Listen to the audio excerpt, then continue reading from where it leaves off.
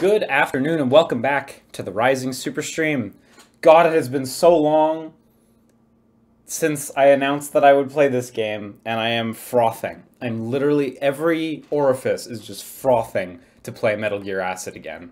I cannot wait to play this game again. I have finished it before. It's so fucking good, you guys. Card Game Month starts now and never ends again. This game is so good. And if you ask people who played this, they'll either tell you it's the worst Metal Gear game or it's the best one. Alternatively, the second Metal Gear Acid. These are either your favorites or your least favorites. There's no in between. You love these things or you hate them. I absolutely adore them. I think these games were fucking fantastic. I've finished both of them, and they are really good. I'm just staring at the box art now because I pulled it out and like remembering a lot of this beautiful key art. Oh, my camera might just make this vanish. But remembering a lot of this beautiful key art. Do I have a nice window where it's not going to kill me? I don't. You guys don't get to see it. But all the key art for Metal Gear Acid, which you can Google with the power of your phone, because I know you have one, is amazing. I love looking at this game. Everything about it is just wonderful. So we are actually playing this on a PSP. We have the setup with the most possible points of failure ready to go, and I am pretty pumped. So we have a Darth Vader PSP 2000, my baby. It is hooked up to component cables, which are hooked up to a D5 converter, which is hooked up to a FrameMeister, which is hooked up to the Elgato HD60S, which is hooked up to my computer, the internet, and that goes to your Ouya, where you are streaming it from. We actually tested this out briefly last night during the God Eater stream, just to make sure, and it works real good. I'm really impressed, actually. The image quality is super not bad. Norasuko says, if it doesn't have a Darth Vader skin, is it even a PSP? You know, you joke, but I had a friend who had the God of War PSP in high school, and someone else had the Darth Vader one as well. And my friend paid $20 and traded his God of War battery pack cover for the other guy's Darth Vader battery pack cover. If you never owned a PSP, these battery pack covers come off. You can actually swap and switch them. My friend had the Crisis Core PSP from Japan, and it broke. So she bought a new silver PSP and simply replaced the battery cover. And you can't tell the difference. So, yeah. I guess this is more of a trivia thing, and it doesn't actually matter for the playthrough. But you might be wondering why the screen isn't like full right now, and then it's full like when I'm on my very Liam background. How PSP video output works is a little odd, and I don't know all the technical minutiae, so I'm not going to attempt to pretend I do. But I'm under the impression that how it works is it outputs an upscaled 480p when you're in like menus or when you're playing videos or what have you. And when I say menus, I actually mean just the XMB. But when you actually boot up a game, and games specifically, they occupy this amount of space on the screen. Can you guys hear that? Did you hear PSP sounds just there? I feel like you didn't. Let me fix that. I think you guys wouldn't have heard that. Quick fix, don't worry. Anyway, so I fucked with it, and I actually have a scene where it is not stretched, but properly scaled up to the right size. Now you guys should be able to hear this. This is the tiny size that it would come out at, which actually looks really sharp. I'm actually really quite impressed with the quality of video we're getting out of this. It's pretty good. I mean, PSP emulation's absolutely amazing, and you know, we could have emulated it perfectly, but because I'm the person I am, I really wanted to do this. So let me just scale that up. You know, a little blurrier, but still looks pretty good, I think. worth bearing in mind the original assets here for Snake and Teleco are a little blurry in the first place, but what are you gonna do?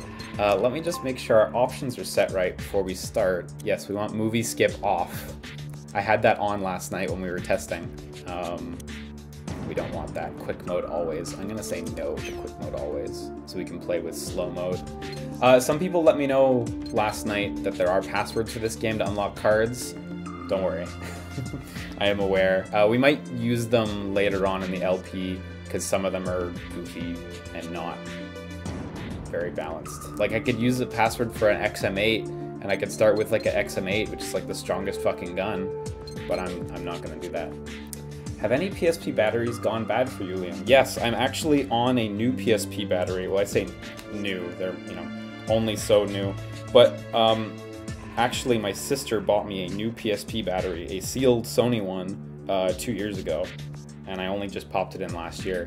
So, I'm on as fresh an official battery as I could possibly have. Oh, PK Something asks, hey Liam, am I going to need to have any knowledge of Metal Gear to enjoy this? No, you won't have to. This does not really interact with the other Metal Gear games at all. This is its own thing. It's not canon, so... Or it's not canon in the context of, like, Metal Gear Solid.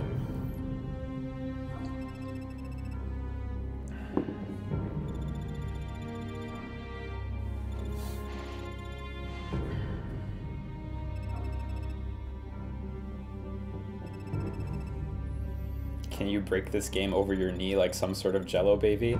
So I have finished it a few times. I kind of know what an optimal deck build is, but it takes a while to get the cards that are optimal. Early in the game, it's genuinely pretty tough, and I'm gonna get beat up a bunch, like, for sure. But late game, we might have a pretty busted deck.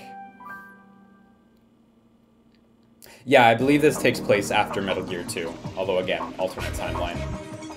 And for context, yeah, this also was a launch game on the PSP, literally day one, and it looks fucking amazing. To this day, visually, this thing holds up so well.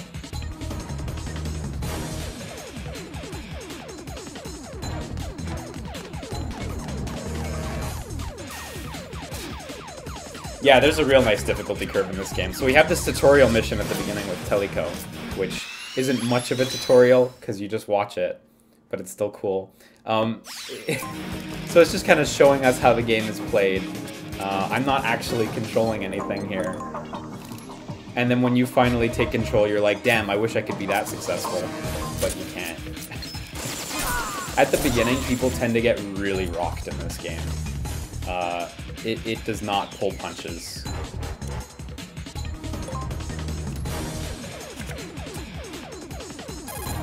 I'll explain the gameplay when we actually take control.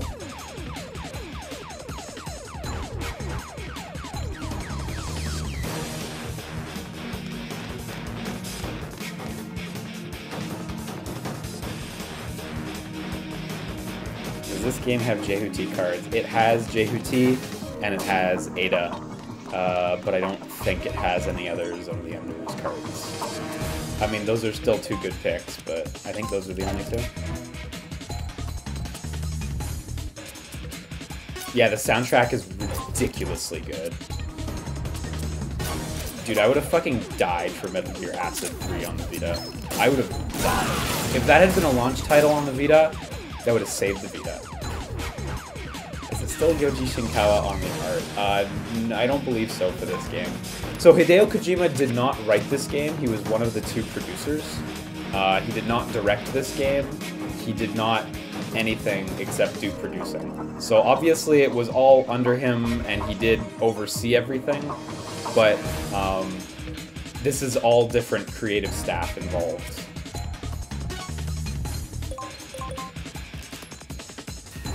And yes, this is basically a cutscene.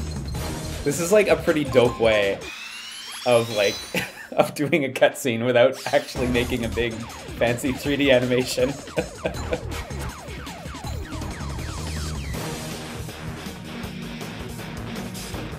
Yeah, there are Snatcher cards as well. There's a couple couple Kojima works, and there's some non-Kojima works. There are gravure model cards as well, which, oh, you just hang on until we get to those. Oh, you just wait for that. Have you ever seen the Metal Gear styled Yu-Gi-Oh card? Yeah, I was still playing at the time, actually. There's a bunch of cool Konami Yu-Gi-Oh cards, like the Gradius set, what's his face, Koitsu and Aitsu, the paper plane guys. There's a bunch of really cool Konami Yu-Gi-Oh cards. Big Core, I think, but I think that's part of the Gradius set. Goemon stuff. Were the Acid games ever ported to anything other than PSP? Unfortunately, they weren't. The only good thing is PSP emulates really well. So you can, you can play it on your computer. But unfortunately, they were never ported anywhere, never released on PSN. I'm actually going to crank up the brightness a little, because it looks like it's a little dim on the screen for you guys. Next time I actually have it up.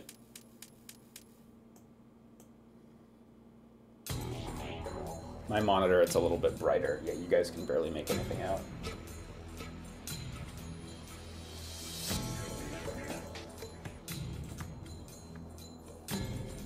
That looks about right. Oh, that's a little, I washed it out a little too much.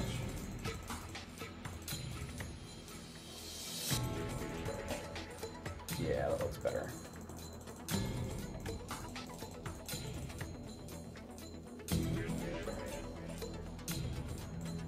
Amazing. Now we actually gain control of the text boxes too. Yeah, Roger, who I believe is from Canada. Not 100% sure, but I think he was from Toronto or something.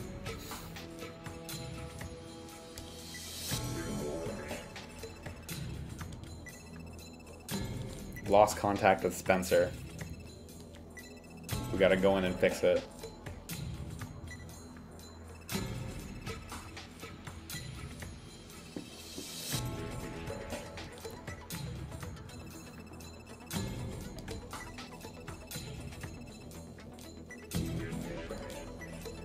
Oh yeah, Pythagoras. I forgot about that name.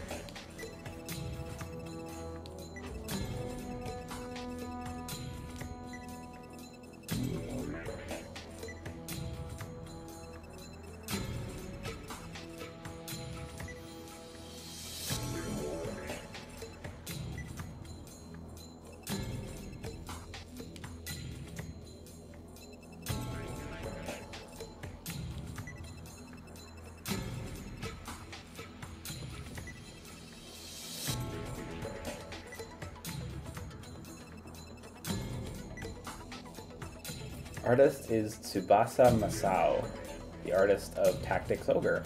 Oh, I actually didn't realize that he was that dude, but now that you say it, it does come across. Specifically, Let Us Cling Together, yeah, I can see that actually, and also the character artist in Zoe 2. Okay, yeah. So he would have worked on Zoe 2 before working on this then.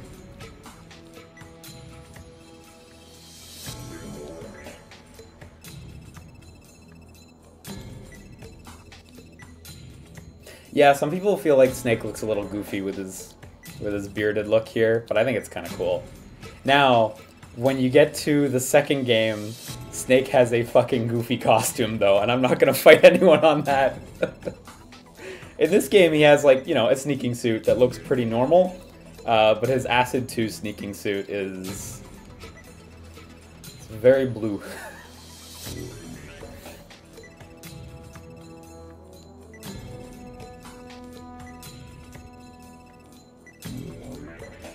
Okay, so we're gonna actually get to do some stuff now.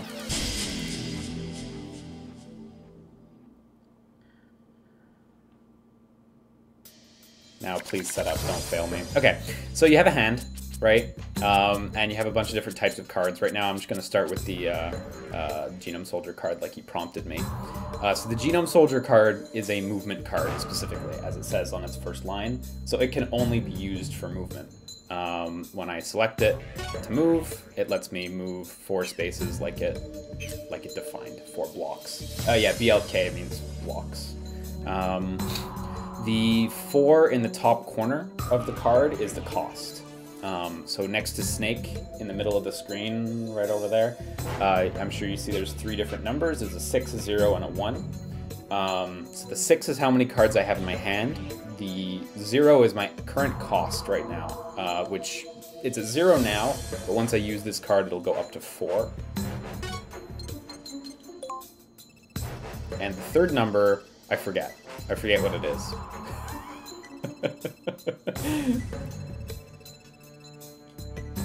Yeah, and here we get to pick the direction we face, and then whether we stand or crawl. It's actually incorrect. It's not stand or crawl, it's stay or swap. So like if you're crawling, it's actually stay or stand, so, but doesn't really matter. On the top of the screen, there's a thing called rest in the top center. It was just at 2 out of 2, and it just went down to 1 out of 2. What rest is how many cards you can play in a given turn. So our limit for this turn was 2, and we played our 1 soldier card, so we're down to 1. Although now we're in a cutscene, so this is a Metal Gear game after all. Planning on streaming Left Alive when it comes out? Yes, I am. Absolutely.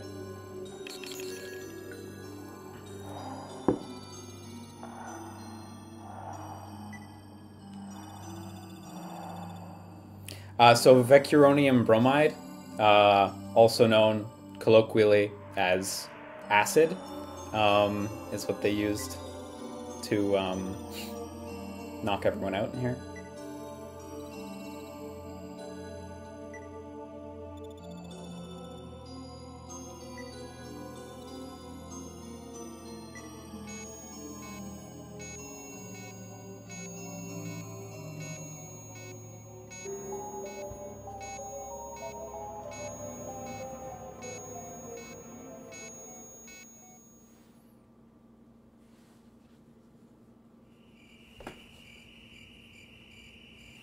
Yes, this is a very weird game, even by Metal Gear standards, Majima. Absolutely. The puppets definitely throw you for a loop right at the beginning, but it does get very Metal Gear as well. Like more traditional Metal Gear-y. They walk a fine line between like making it weirder, but also keeping it normal by Metal Gear standards, so. If they do what we want, most passengers should live. Wannabe Reviewer says, play Metal Gear Ghost Babel. Dude, I actually bought it just to play it on the channel, and it's just been sitting in front of my computer monitor for ages. It was not a cheap game. But I want to do that.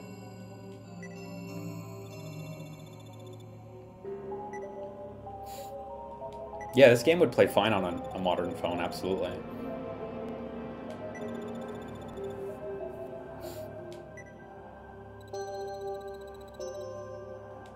Metal Gear Marathon win.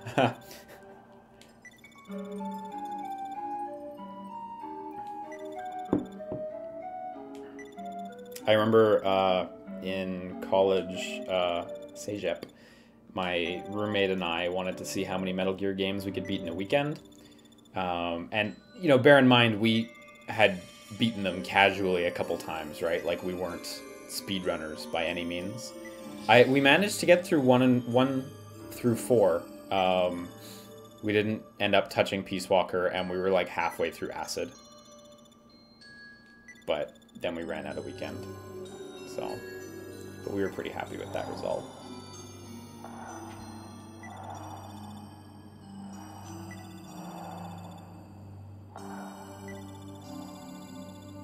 Yeah, I want to stream some other PSP games now that I've got it all hooked up and going while I die. I have a long, short list of great PSP games.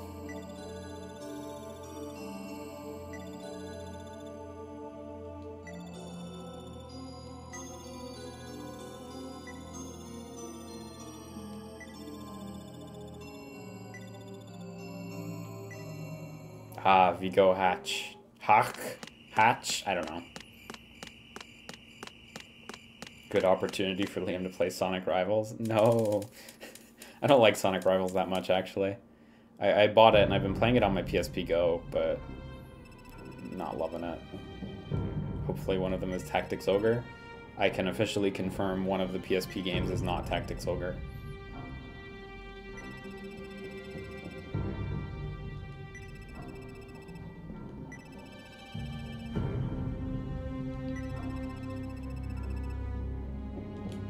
Sonic Shuffle, and Jesus, man. I wish we could play Sonic Shuffle. We were supposed to play that at MagFest, God, so many years ago, and the hardware failed live on us, like 5 minutes into the game. So we had to completely change the panel on the spot. And it was great. It worked out great. We had a rock, paper, scissors tournament. I love seeing Snake in his element. Look at that.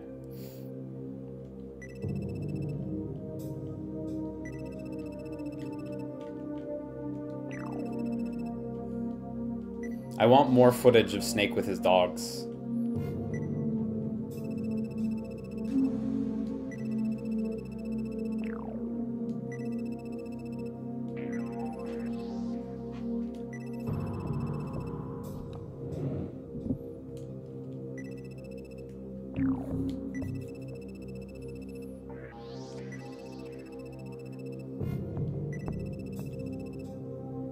Yeah, Snake loves Isabelle. He wants to protect her.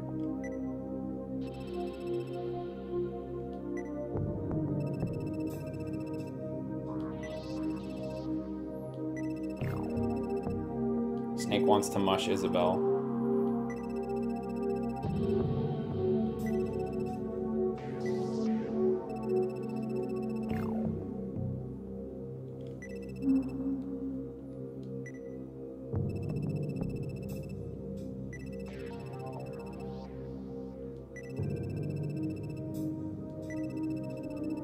Are these cutscenes as traditionally lengthy as mainline Metal Gear cutscenes? Not MGS4 length, but there are some meaty ones. Especially at the beginning of the game, there's a bunch.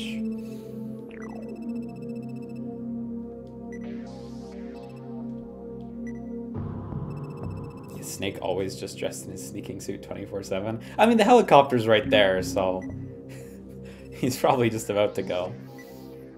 Look, they said Campbell's name. Clap when you hear it.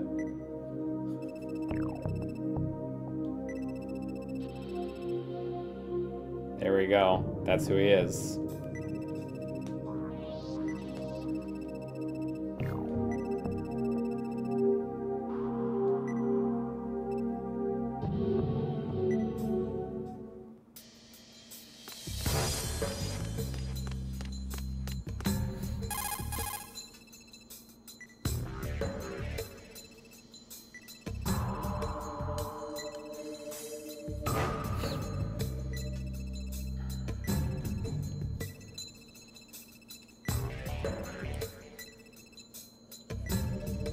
Yes, this is a very important mechanic in the game.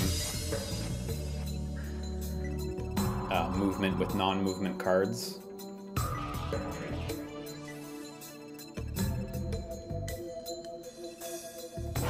White Onyx 981 says, I'm legit curious, why does so much Japanese media revolve around the US? I definitely know for creators like Kojima, they were inspired by like Hollywood cinema, you know?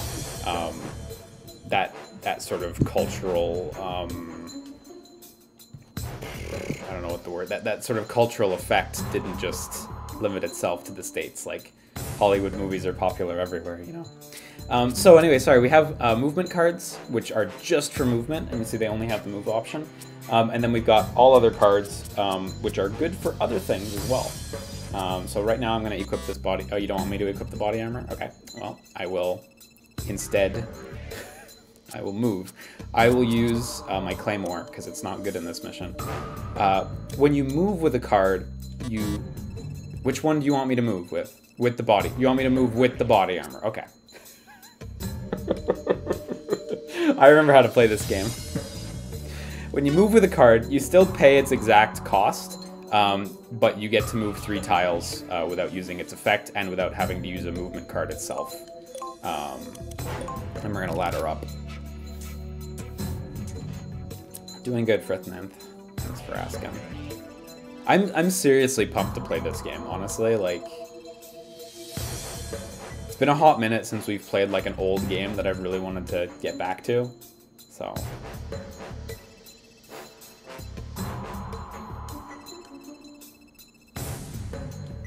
yeah, so now we're going to equip a card.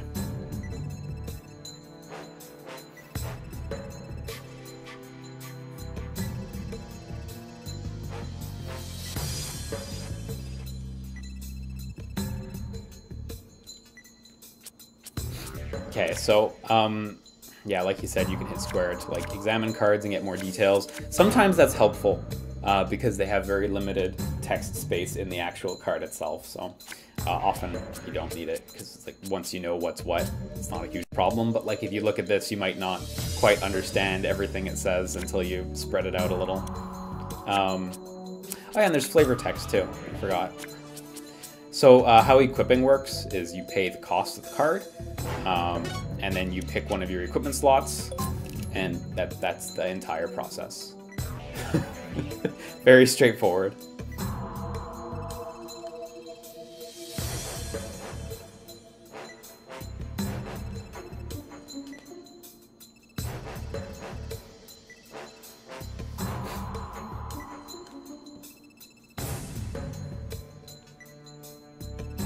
Are you gonna try to go for S ranks on first runs? It's probably possible, but I doubt it. Like I said, we're probably gonna get rocked pretty early on. At the beginning, this game doesn't fuck around. Especially because like a lot of the cards at the beginning are really poor in quality compared to some of the mid and late game cards. Yeah, you draw 2 cards at the beginning of your turn. That is actually like a super important detail. Not 1, 2.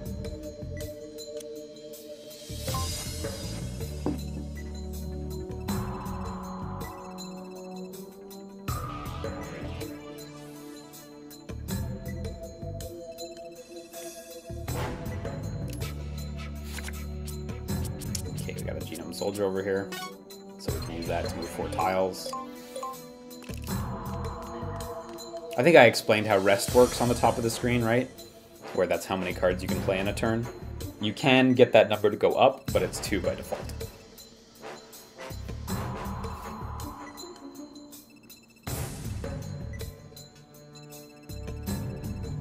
Oh, I actually forgot a little mechanic that I should explain right now.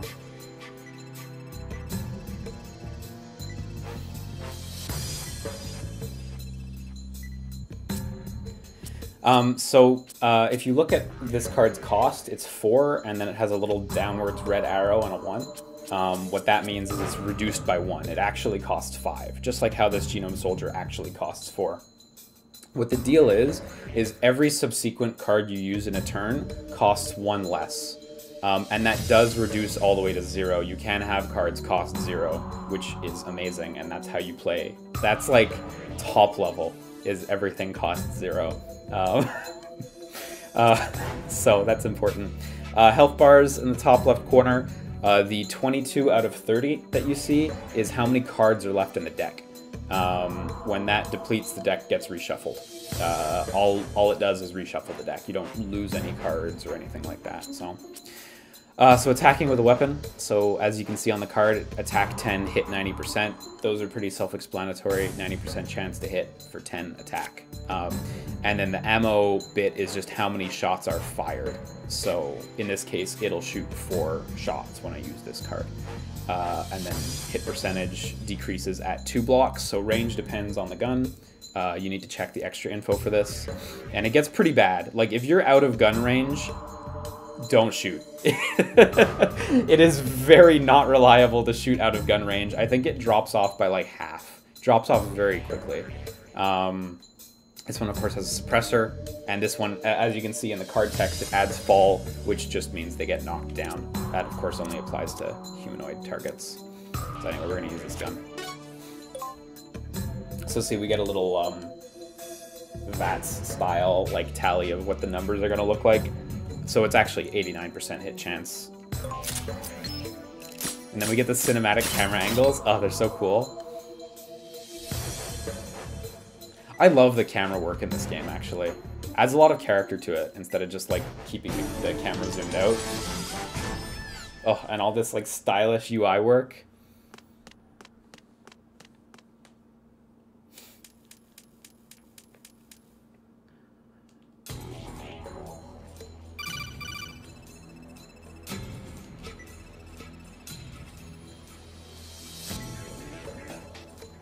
Yeah, the Metal Gear is really cool in this game. Spoilers. There's a Metal Gear.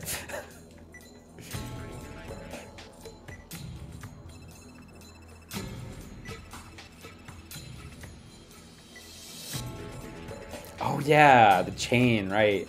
This is the thing.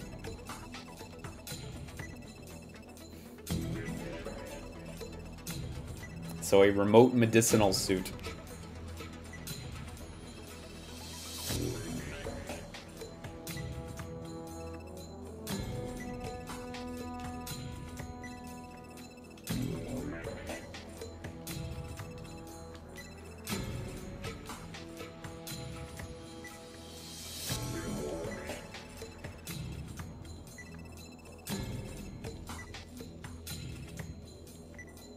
Finally, a psychic on our team.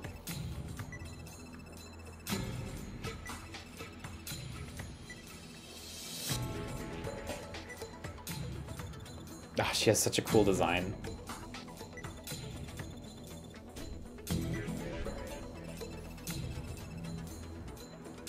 So she can see everything we're doing and do fucking astral projection.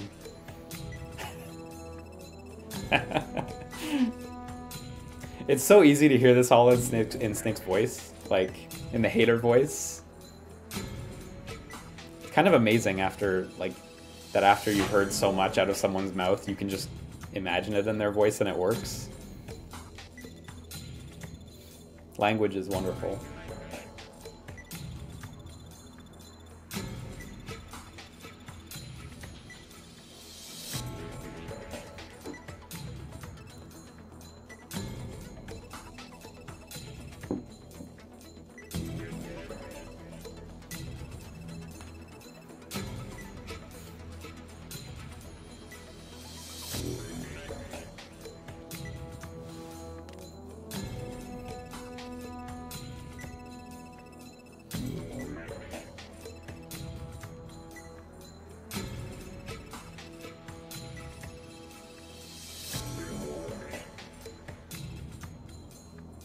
You mean the real Snake, Kiefer Sutherland? Kiefer was really good in the role, honestly. For what few lines he had, it was delayed title card. Kind of stylish how they do the title card there. I kind of enjoy that one in media, where they just subtly put up the title card. No big bam or like sound or guitar hit or anything. Just title. And then it goes away. There's something to be said about the simplicity there. Nope, that is... Ooh, no, that is my... that is a save with 27 hours of playtime. Let's not save on that. Let's save over this garbage save. The pink colored saves are the ones that have clear data. Any other in-game options? No, okay. Ah, the pink UI is so nice here. So, yeah, this is outside the gate. That little gray line is the gate. And the game takes place, like, generally inside there. I think these are the only two maps you can never return to in the game. Because you can do, like, bonus missions by going back to other maps to collect more resources and such. But I believe these two maps you never actually get access to again. Not that they're particularly interesting maps or anything. Look at these graphics, by the way. Look at these load times. We are playing on a PSP. This is not loading faster because it's on an emulator. This game is a marvel. Plus it was day one, like a fucking launch title. How incredible. I should hold my PSP up to my mic, by the way, so you can hear the disc whir.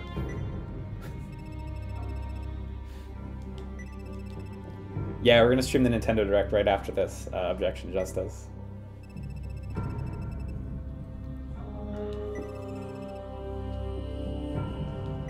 Yeah, I remember at launch of PSP as well, like, there was a sentiment that, like, this game wasn't great because it wasn't a real Metal Gear game. People kind of... I mean, part of the PSP's promise was, like, big console games on the go, which, you know, that's a line we've heard a couple times. But a lot of people were really disappointed that it wasn't, like, a real Metal Gear game. That would eventually be Metal Gear Solid Portable Ops and eventually Peace Walker as well. But initially, yeah, there was a certain amount of disappointment. Critically, this game did great, though. It reviewed really well. It did sell really well as well. They made a sequel. The second one, unfortunately, did not perform so well, although I think it's a better game. I think I like the scenario in the first one better, but the second one is a much better game, so... The second one,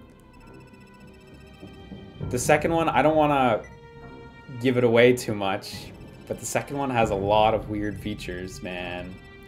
The second one supports, the second one supports 3D through a device called the Solid Eye, which we will pull out when we get to the second one, because I have one. It is a cardboard sleeve with lenses that you put on your PSP, and it splits the screen in half, and you get an image in each eye, and you can play the entire game in 3D. And there are a bunch of FMVs as well that you can play in 3D. It's ridiculous. Okay, so I'm actually going to use some stuff early on just to benefit ourselves. So that increases the amount of actions I can do in a turn. I'm gonna put on some body armor. Hopefully we don't take a hit, and I'm gonna use this to get over here. And I'm gonna put myself in a crawling position. So now I have 13 cost, and my turn's about to end. So I have cost, and the AI has cost as well. I don't think... Yeah, there we go, D-pad. So these guys have 0 cost right now. So they're going to move next, basically, is what the deal is. And after they move, they'll have a certain amount of cost, and it'll subtract 1 from everyone's cost simultaneously, and whoever hits 0 first gets to go next. So for me, I have to wait through 13 costs worth of turns to go next. But that's because I spent a shitload on my turn. Most of the time, you wouldn't want to spend this much, but I know the enemies aren't going to come over here, so... Just get myself ready. Oh, there's a 4th enemy over there, too. Anyway, so in Acid 2, there are a bunch of FMVs you can view in 3D, including that first-person shooter FMV trailer for, or CG trailer for MGS4. Do you remember that old MGS4 trailer where it's in first person? Yeah, that's in Acid 2, and, oh wait, this is a dead end. Oh, it's a dead end in here. Oh, it doesn't actually go anywhere. Fuck me. Let's stand then. You can view that FPS MGS4 trailer in 3D in Metal Gear Acid 2, and it looks rad. It looks so cool.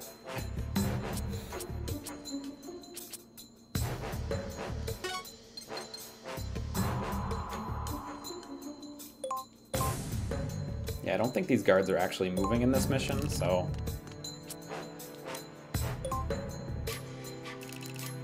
Yeah, these guys are all stationary.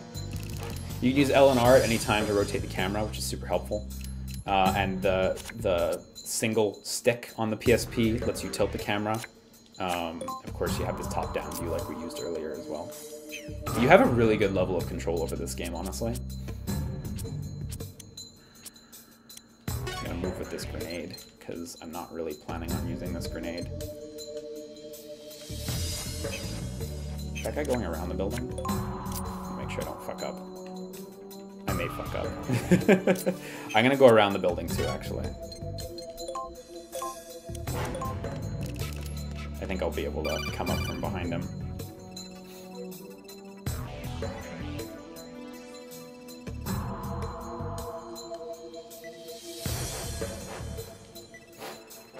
Yeah, so you can also, as he's explaining, flatten and you can knock. You can do all the Metal Gear stuff. Oh, fuck, I remember the Genome Rangers from Portable Ops Plus, right? Portable Ops Plus is a total trip. For anyone who's not aware, like, Metal Gear Solid Portable Ops is like kind of a story-based Metal Gear with pretty small missions. Portable Ops Plus is a weird expansion that adds a bunch of like teeny tiny bite-sized missions, among other things, and like it has a huge multiplayer focus. Really interesting release. But there's a group of 5 colored genome soldiers. Okay, the mine detector. That's pretty useless for now, but we also have this in our inventory, by the way. You start the game with one of these cards, and it's awesome.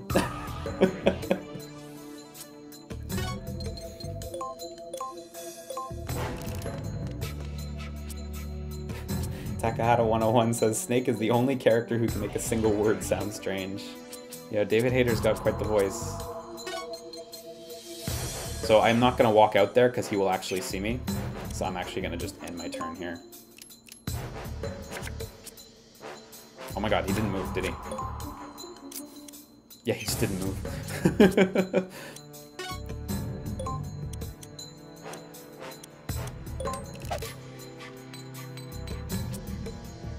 So that grenade that I just tossed actually has its own cost. It has 5 costs.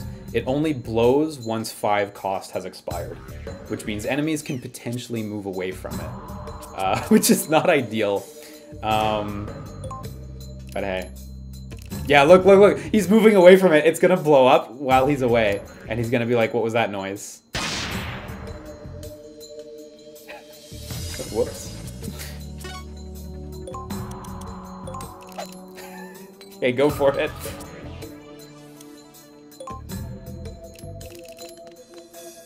Oh, did he go close enough? He didn't go close enough. This is clown shoes.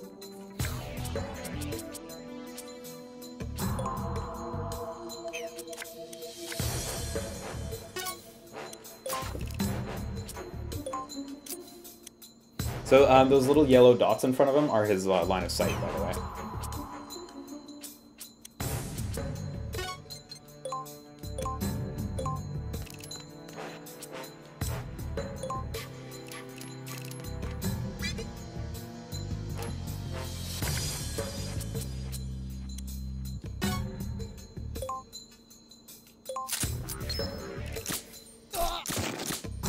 Fall is an amazing status element because it can stun them just like you saw. I'm actually gonna just gonna take care of this guy real quick. Foxhound rank invalidated. Note that they leave blood on the ground. This card is really strong. It literally just reduces how much cost you currently have by a certain amount. I'm not gonna use it.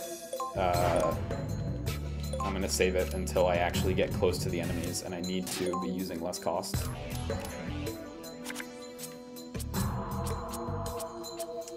Spin kick's good. I'm going to move the box.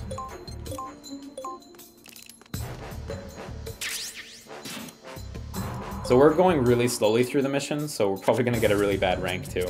But yeah, that was a booster pack. Oh, actually, so yeah, this is a good instance of like organizing your cards right.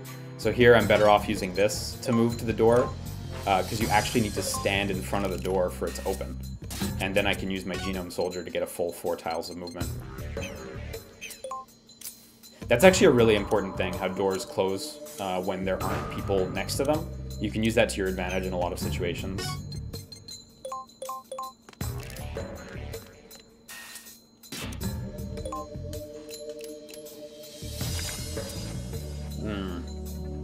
Scope. Yeah. Hit percentage increases by 30% at ranges of blocks 3 or greater. Okay. Disappears after 30 cost. That's alright, but I don't think I'm going to use it. It's not an item I normally use at all.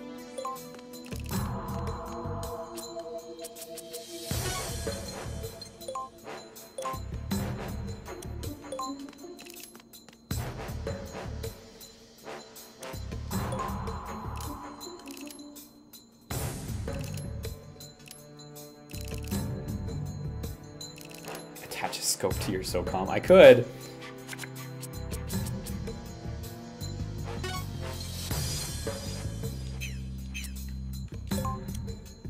What's this guy's line of sight.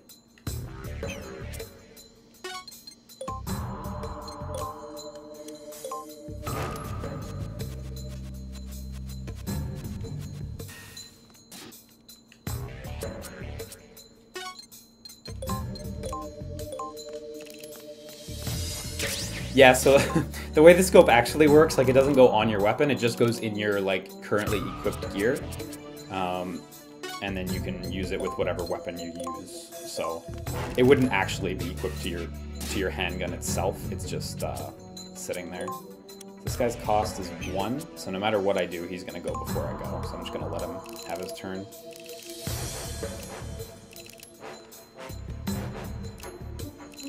Oh fuck, if he's facing this way, I might not be able to move. He may have locked me down. I could move 1 tile, but that's really not helpful. I'm gonna actually just equip front evade, which I don't know if I'm gonna need it. And I'll just pass my turn, honestly.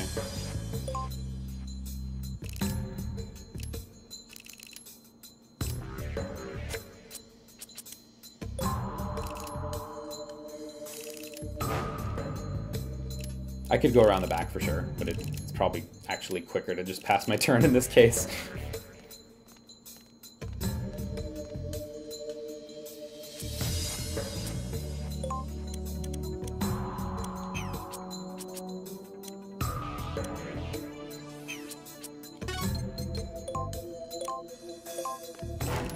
So cool thing you can do when you're standing next to enemies, I'm not going to do it right now, but you can just punch.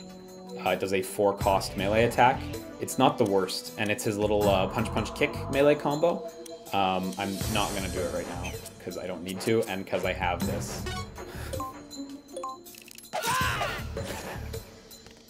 Just cut him dead with your Raiden swings.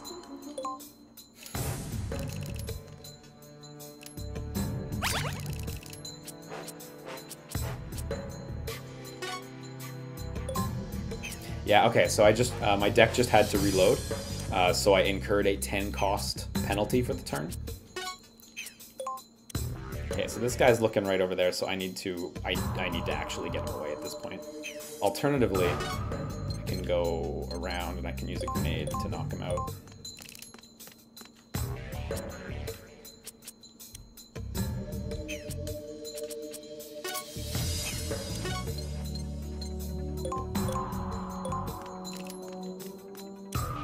Gonna have a big wait, 17.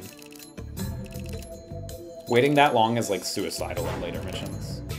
But as long as enemies are stationary, you don't have to fuss too much in the early times.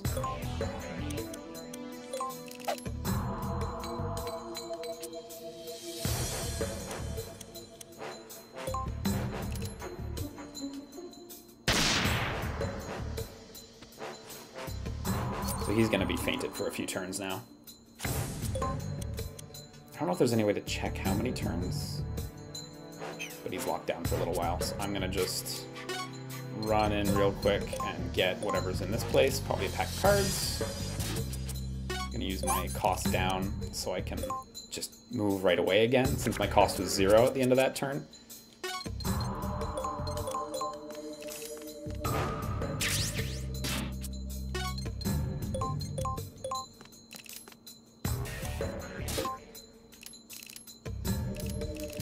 Oh shit, he's already back up. Oh no!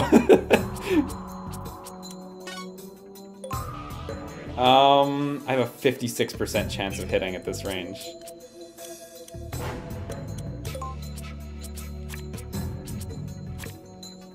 If I step into his range, by the way, it will immediately trigger an alert.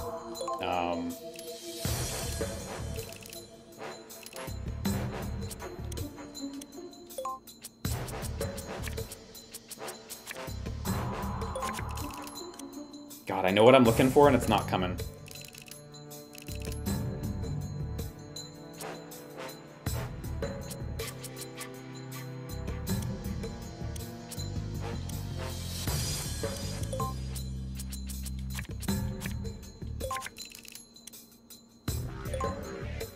How many different sets are there? MGS 1, 2, 3, and there's a special set, I'm pretty sure. We're gonna get a real good rank at the end of this mission, guys. It's gonna be so good. This is why a lot of people, like, found the game really tough early on, though, because they may not have been aware that, like, the moment they step out, they get an alert, and the enemies immediately get really aggressive, and it starts getting hard. This game does not fuck around in combat. Enemies do a lot of damage in this game, so... Yeah, I wish this had came out on PSN as well, just so I could play it on my Vita. Probably would have replayed it by now.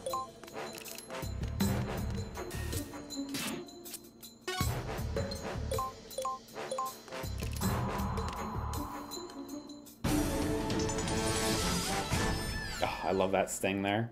You have proven your infiltration skills. There is no mission you cannot complete. Yeah! Amazing. What really killed us there was the cost.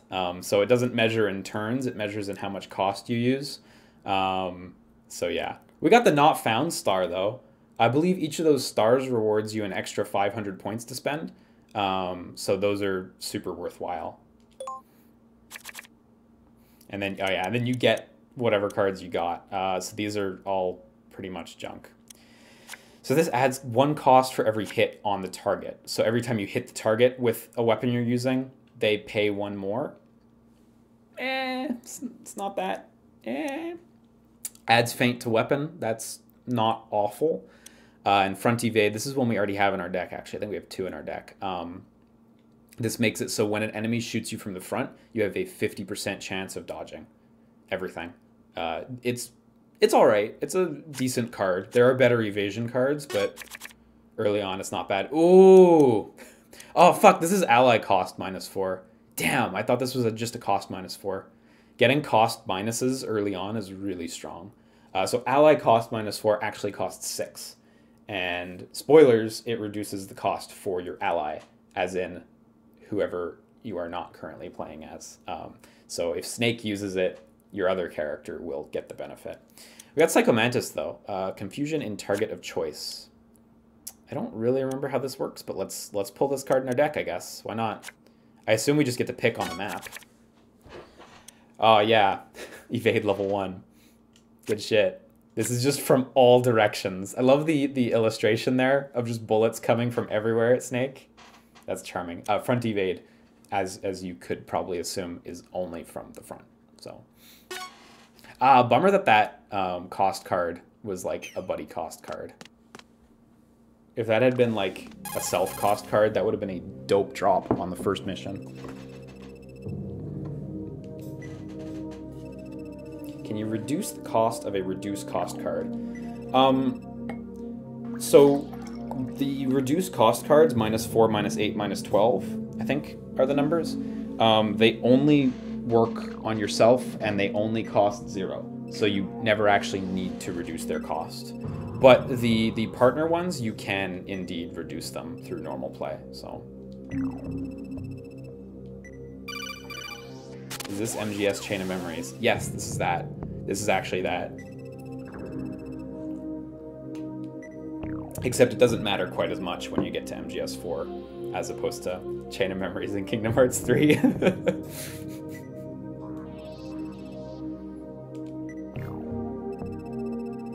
Isn't there an ultra rare -20? I think you're right. One of the gold cards, right? I think you're right that there is a higher cost one as well.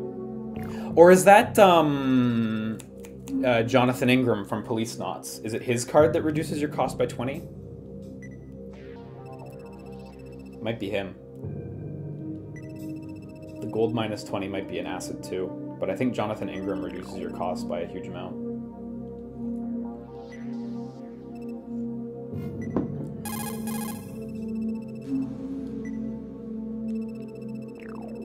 Oh man, this guy's design, I forgot, with his hat. He looks like a Belmont. He looks like a weird Belmont.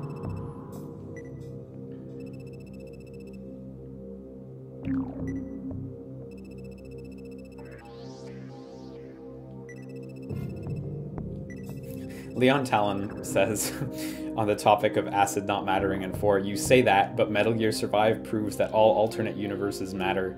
It's fucking true. Metal Gear Survive's whole plot was Rad.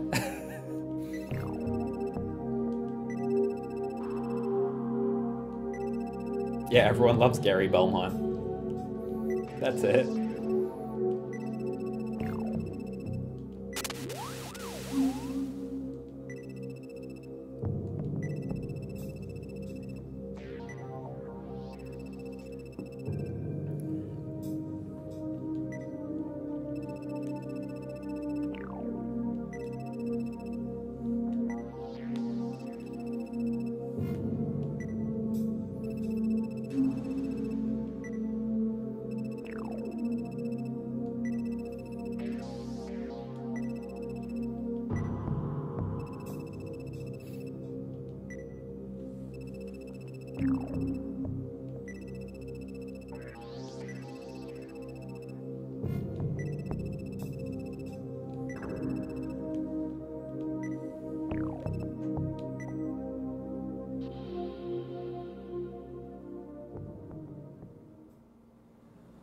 Echo Drop asks, which Snake is this? This is post Metal Gear 2, but alternate universe.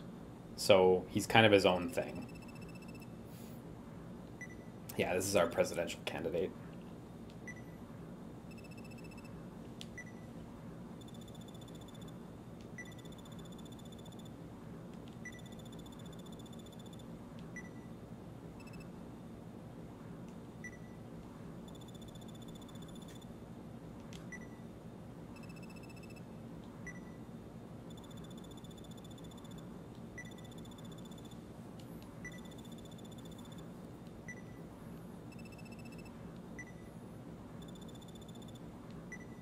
Where's my Battle Network MOBA game? Your Battle Network gacha game was the physical PET toy, which in Japan you got the chips from gacha machines. In America you had to buy them from blister packs, which sucked, but that was your gacha Battle Network. And in Japan, Mega Man Battle Network 4.5 let you use the physical chips on the cartridge. We never got 4.5. Damn, I fucking forgot about that. Now you're bringing up bad memories.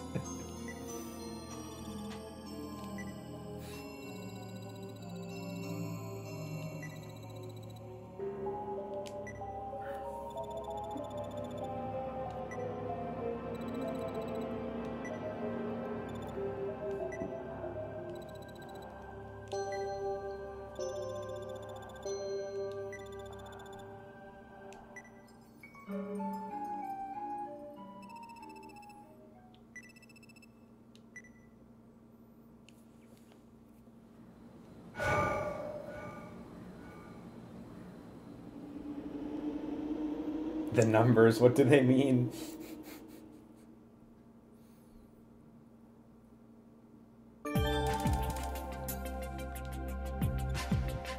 Welcome. Yeah, deck editing.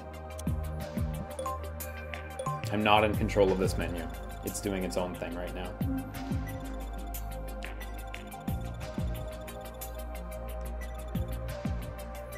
God, the UI is so fucking stylish in this game, like, holy shit.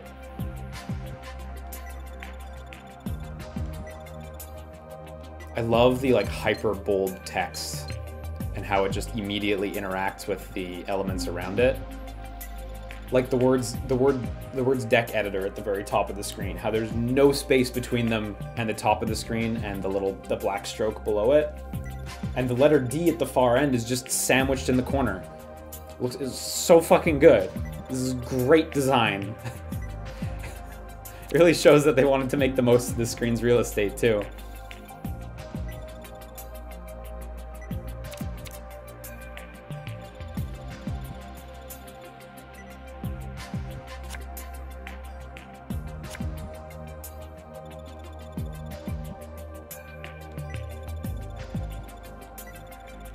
Right, at least 30 cards. No, okay.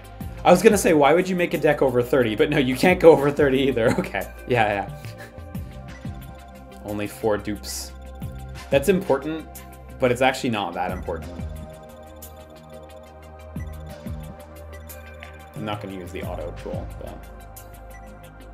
What do you think the Direct will talk about, not counting Fire Emblem? I mean, there's going to be other stuff in there. I think we'll see some Smash stuff, but I don't know. I'm hoping to see Bayonetta, but I'm not going to get my hopes up. I'm expecting mostly Fire Emblem, really. So, yeah, I'm also pretty happy with the capture quality, the Chosen. I appreciate it. I'm glad the video quality looks relatively good, all considered. Okay, so deck edit. I don't know that I have anything worth putting in. I'll put in Psychomantis because we wanted to add that, but I do need to remove something. Probably don't need Styptic. Bandage stops bleeding. Bleeding is basically poison, more or less.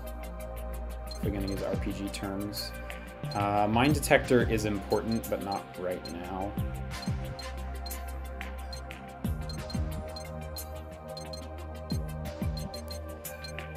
I'm gonna take out Mine Detector for the time being, which means I'm gonna stand on a mine immediately in the next mission, but trust me, we will know when we want Mine Detector back out. When do we get to the real meat of this card game and open packs? Yeah, so that's the store, which is right between Deck Editor and Save. Soon, I think.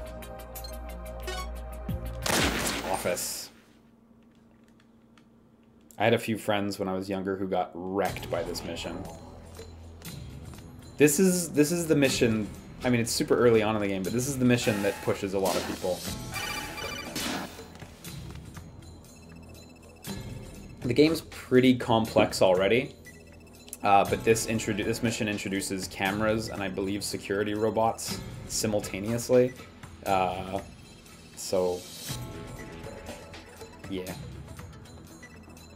Barry Goodman for Smash? No.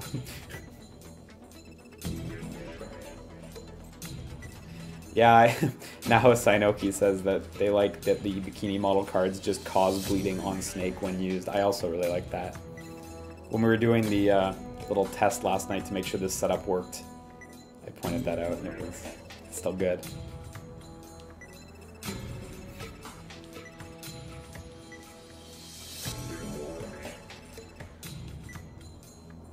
Yeah, the robots are really rough in this game, the security robots. They will fuck you up, honestly. They're so sturdy. But I believe chaff grenades do a really good job scrambling them. Chaff grenades are pretty important in robot missions. Unfortunately, we have none. And stun grenades don't work on robots, so... Does this have usable codecs? I don't think this game has codec calls.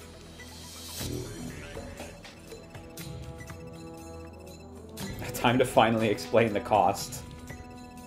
This is why I keep saying this game's pretty hard for beginners. Like, they're still explaining these basic mechanics that if I hadn't known in the previous mission, I probably would have got caught and had to fight and shit. I couldn't imagine not knowing cost. Going back to those Halcyon days in high school where I didn't understand cost.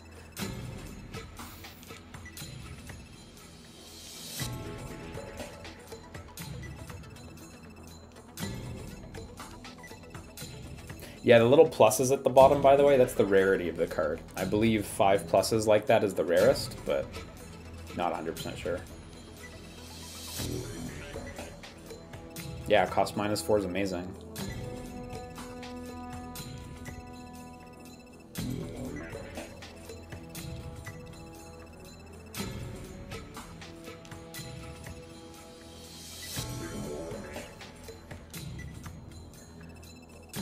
Konekoryu Gamine in the chat says, "Am I the only one who didn't play card games in high school, only in elementary?" Yes. You're the only person. Yeah, cost is kind of just mana, yeah. But it's not like you're drawing from a pool. It's more like, because when you finish your turn, your cost starts to deplete alongside all the other characters on the map. And the first person to hit 0 gets to go. So it's kind of like mana, but it's also kind of not. Also, shoutouts to walls being partially transparent when they're on the edge of the map. I think that's fucking rad. I don't really have a good way to show you that anymore, but they are there.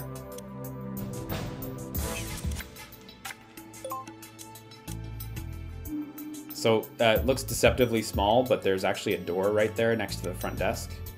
We got security cameras. We got more security cameras, more soldiers.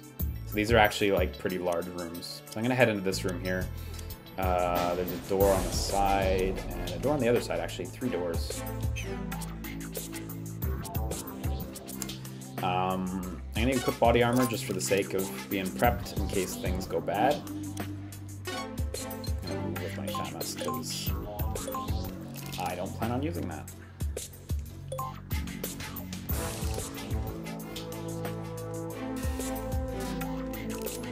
So the room's actually split, as you can see. There's a booster pack on this side of the room, but it doesn't let me get to the other side. So I guess I'll grab that booster pack and then I'll skedaddle.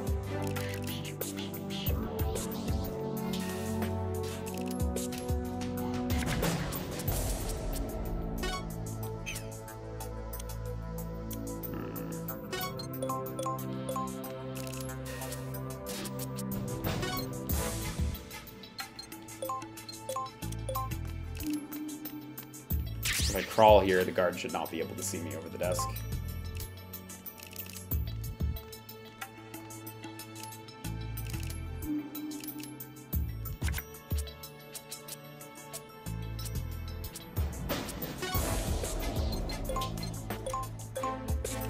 Oh, I should have stood. Oh well.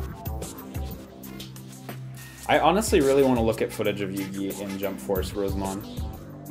I love Yugi, so... Probably should trash these grenades. I'm sure you don't need me to tell you this, but they're not very stealthy. Okay, so now I need to make my way up this hallway. Oh yeah, camera's blind spots, by the way, are under them, as you would expect. So you can get under this camera and shoot the other one out from beneath it. So this guard is currently not watching the hallway. If I can get close enough to him, which I don't think I can, I could potentially shoot him this turn, but I know that's not happening. Yeah, he has 0 stock too, so he's gonna act immediately.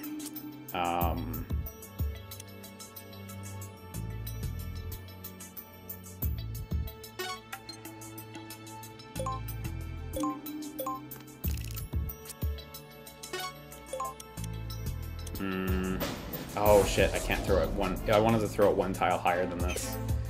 I guess I'll just end my turn here. Oh shit, he didn't move again. Maybe I can get in on him. He has 3 stock now.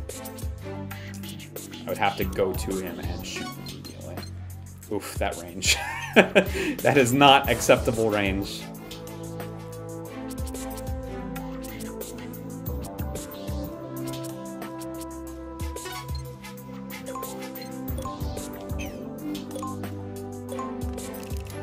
Move up 1 tile, and next turn we should be able to get in.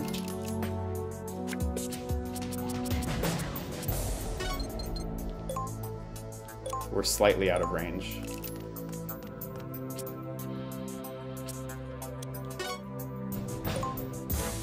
Yeah, look, hit percent 9. That's garbage.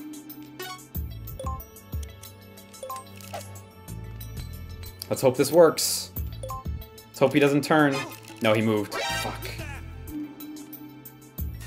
I promised you we'd get rocked early on. This is the process of getting rocked. So he's calling for help now, so I have to get rid of him right now. Like before his turn comes around.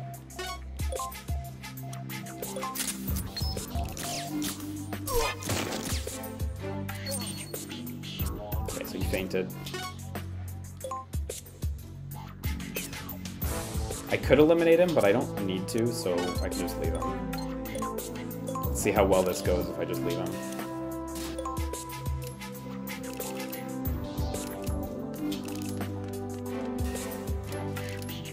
It did not go well. I should have killed him.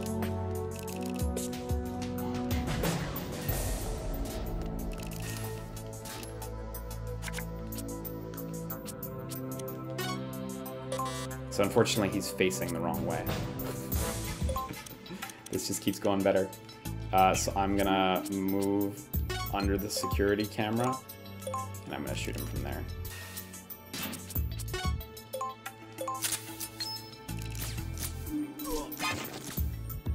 God, I should have just killed him. Like the first turn. Now I'm gonna eat it. Okay, that guard's still a little distance away, but he's coming in.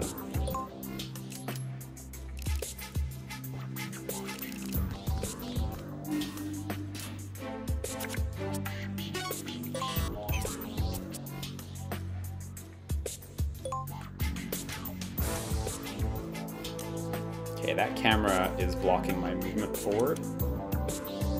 And there's a guard coming, so I'm gonna go in this room and take out this guard. Unfortunately, need to just stand in front of the door to open it. This is what I mean by doors are like really important in this game. I use my reduced cost, so I get to go a second time.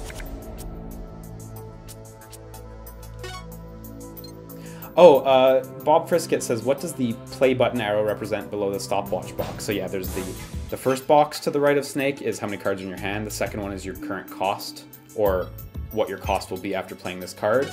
The arrow below is the turn order, so I will go 4th in this case. So this guy is at 2, and he's going to go 2nd, for example.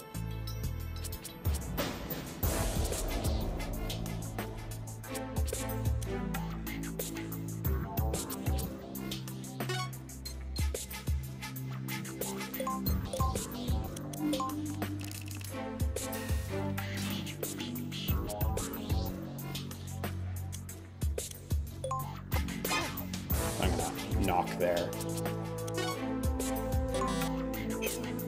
Oh, right. I think grenades around corners was only introduced in Acid 2, where if you're against the wall, you can throw around corners and stuff.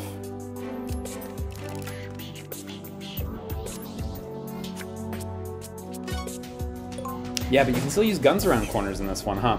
Yeah, okay, I guess grenades was only in 2.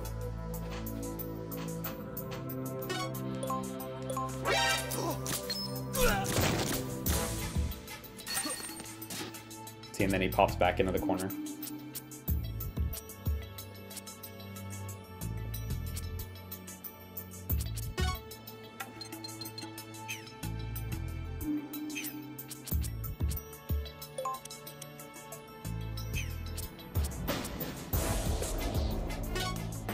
Bummer. This isn't ideal. I'm going 5th no matter what I do. He's gonna go before me no matter what I do right now.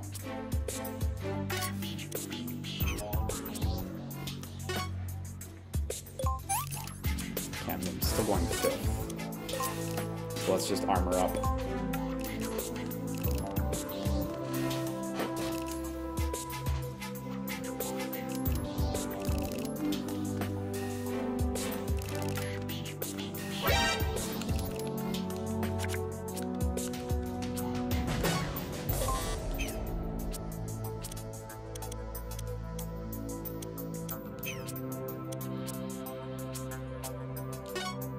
Okay, so unfortunate thing I actually forgot. You have to move off of walls. Like, like when you're stuck to a wall, you're stuck to a wall. This would be a good time to remind myself how strong punching is. Ball, did he get faint? Yeah, he got faint, that's lucky. So he's moving 4th, so he's moving before me.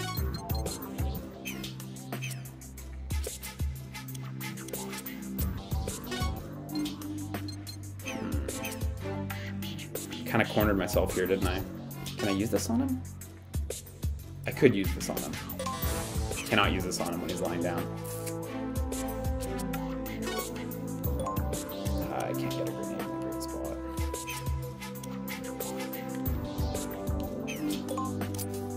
It's 5 costs. I can try this. See if this works out.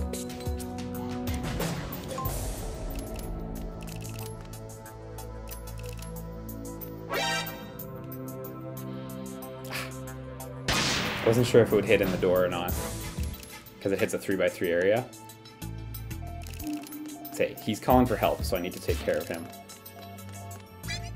Now, unfortunate thing, the door is closed. Can I confuse him? I don't know how Psycho Mantis works. What happens if I confuse him while he's calling for help?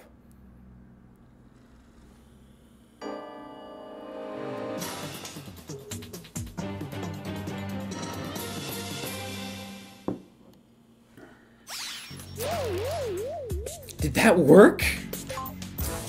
I think that worked! I think that stopped him from calling for help. I still have 3 card uses per turn, so I can use this opportunity to get around the corner to safety. Now hopefully they don't catch up with me. I can't believe that worked! I've never really used the Psycho Mantis card, but boy, that's powerful. As you can see, Confusion's also really powerful because enemies just do random shit. Neat. Did you summon him? Yeah, it was a summon, basically. I guess a summon's a good way to put it. I don't really want to use this Claymore, so I'll just spend. This is why the beginning of the game is so difficult, in case you can't tell already. Like, it's real tough to make, like, to have, like, subsequent turns. The enemies get a lot of actions, and you just have to kind of do your best to interact with them. Okay, this is not a great turn, because I just reloaded. It's not a good chance for me to do anything. Let me just discard 2 cards and pass.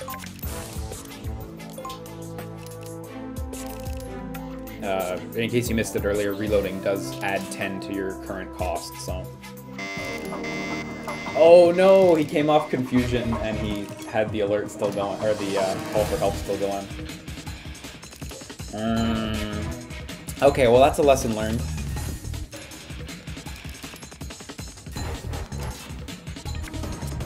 I'm actually like a little surprised, but what are you gonna do?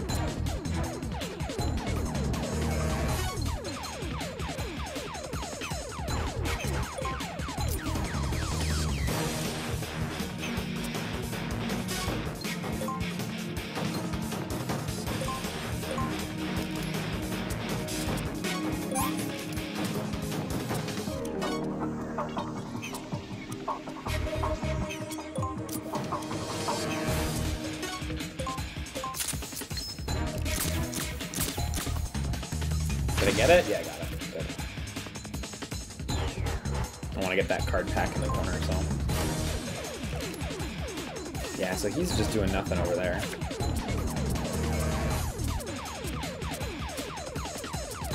God, these cards are so expensive. Oh no, can that enemy see me over the blocks? Yeah, he'll be able to. Okay, so I gotta actually watch out for that.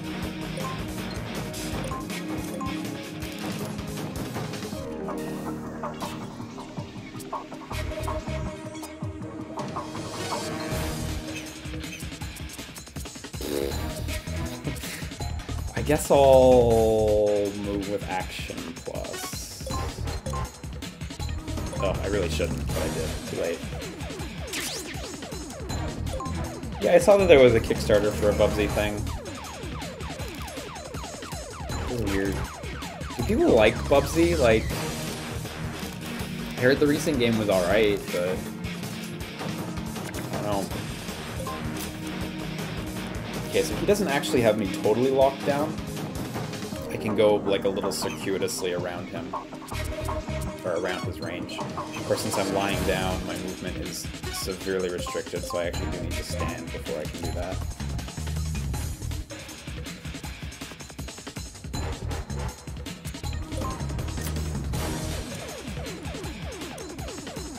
Oh, that guard's watching the door. Oh no, that's not good.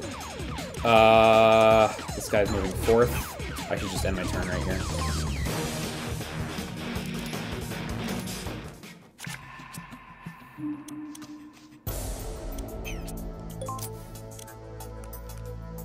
He's going fourth. This guy's going third.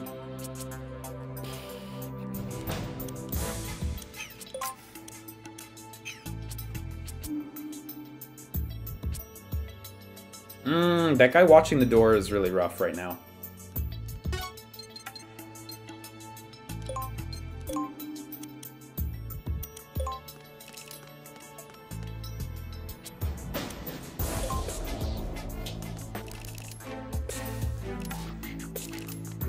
guy might see me here. No, okay, good. I don't know why I faced myself sideways, though. That was I'm not going to say input error, because I did it on purpose, but it was dumb. Yeah, spin kick does work all around me, right? Oh my god, I just ended my turn by mistake. I also just lucked out. But I literally just passed by mistake. Circle is confirm in this game, just like other Konami games of the era. So I made that mistake.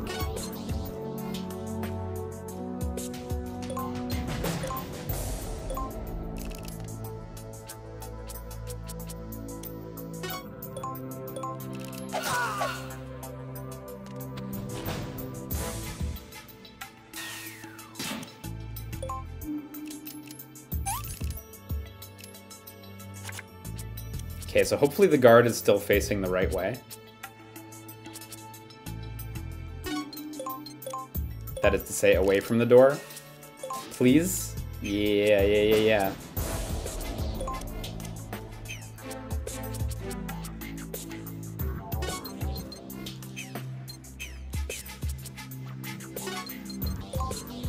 So we should be able to just go around this guy.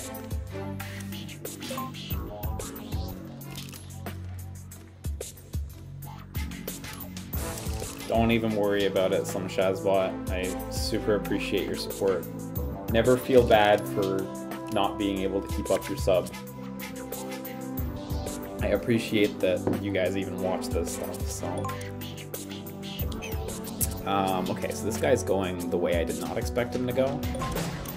I don't know if he's gonna walk down this way, though, or if he's just gonna turn and go back, you know? Because he might, so... stupid shit.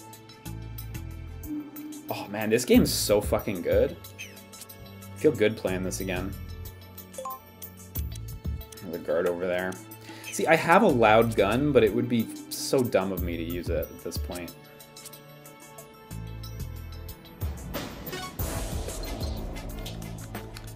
Yeah, I don't know which way this guy's gonna go. I'm just gonna have to, I'm just gonna guess.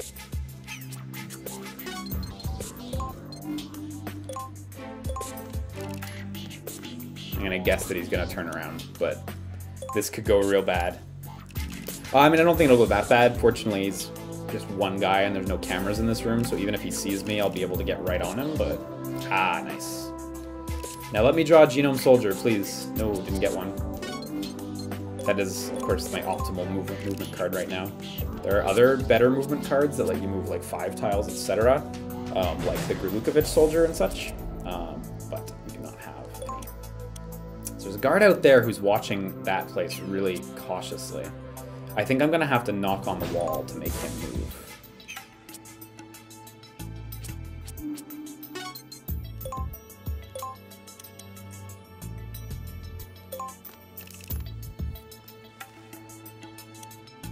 I'm gonna end my turn, let myself get 0 cost at least before I knock. Oh, there we go.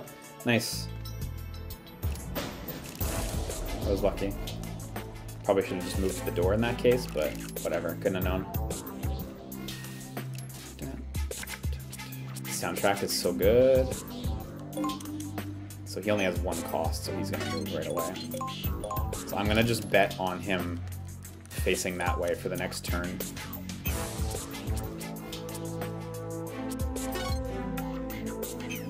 If I use a grenade, where's it gonna? I could like gamble. Am I feeling lucky? Yes, I'm feeling very lucky. No, he went forward. Oh well.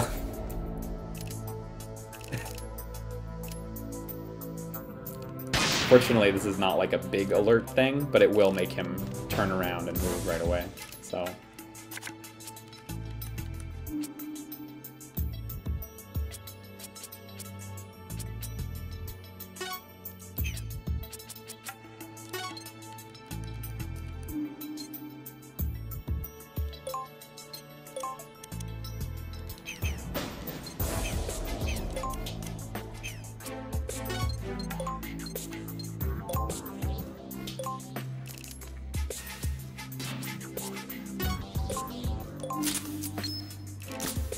This can potentially kill, like, if all hits land, but, like, the odds are so low. I wonder if he's gonna get up before I fucking have a turn. Yeah. That's also a tough thing to deal with early on in the game, because, like, you don't really have much way to reduce your costs. Like, after shooting enemies can get up before you can do anything. But it works well with, like, the whole call system, and how they have to, like, actually perform a second action in order to make an alert happen. Let's use that spinning kick. Oh yeah, that does hit all around you, nice. Big damage, too. Just instant death. The bullets didn't do it.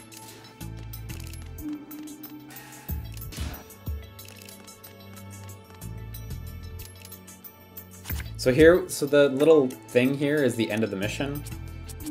But if I remember right, and maybe I don't remember right, I think you can also crawl out of this mission and start the next mission in a different place. But I'm not 100% sure about that. I may be thinking of another mission. Yeah, I think I'm thinking of another mission.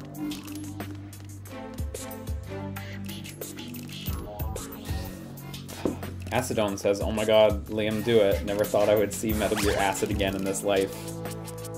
You're welcome. Yeah, unfortunately I was thinking of something else. Darn. I know, maybe it's in Metal Gear Acid 2, but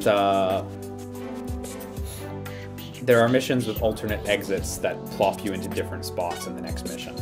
So, must be Acid 2. Polar Phantom asks, is Acid 2 a significantly better game than this? It is much more accomplished technologically. This is already a gorgeous looking game on the PSP, but Acid 2 blows it out of the water visually. It's ridiculous. Acid 2 gameplay-wise is a big improvement. Narratively, I think I like the first one better, even though both of the stories are pretty gibberish. I think the second one plays so much better, though. And it looks a lot better, too. The second one has a really strong aesthetic. This one's very gray, and the UI is pink, and that's kind of its color palette. Grays and the light greens of MGS 1 and 2, which is cool, I guess, but Acid 2's, like, doing some really colorful things. Lots of yellows and reds, and, like, really high contrast yellows and reds, too, not like dull ones or anything, like this dull green, you know?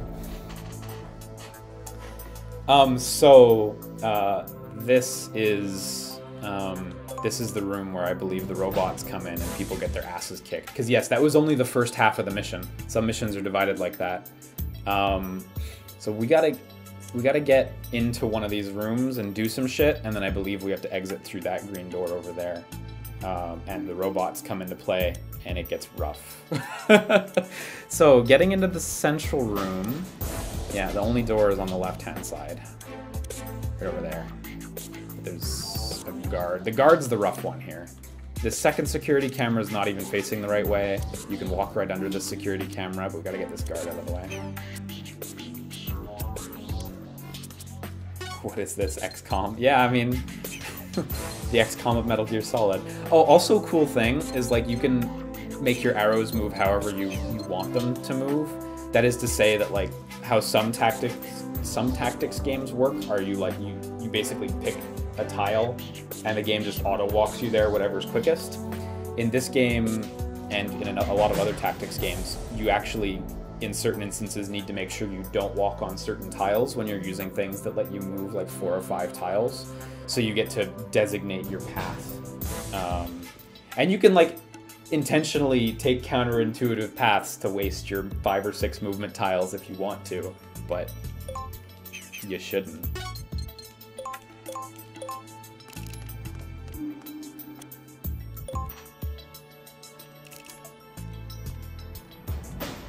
Oh yeah, there are robots in this game, but they're not like snatchers. They're like, when you see them, you'll be like, yeah, that's a fucking robot. It's not that fancy. I'll get rid of my front evade for the box, and I'm gonna, what's his cost at? 0? I'm actually just gonna let him move right now, see where he goes. Okay, he might be turning around, which is really good for us, actually.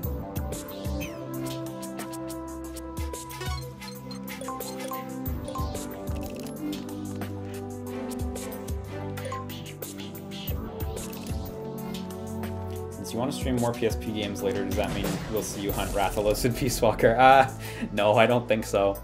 I think Peace Walker is one of the saves that I lost. I mentioned this on last night's stream. Don't know if anyone was actually tuning in for that, but at some point I lost a bunch of PSP data. Mostly like videos and pictures and stuff, but like some of my saves are missing too, I noticed last night, so I do not have my post-game Peace Walker. Oh, the room's empty right now.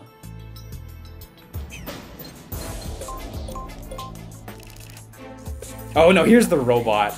I knew there was a robot in here. It's fucking empty room. No, it's not empty. I hope that didn't just kill my box, by the way, because it may have. Why did you start streaming right when I had class? I'm sorry.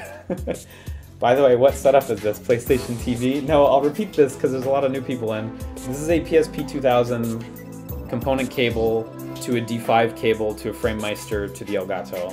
So this is bound to fail. It's really an inevitability.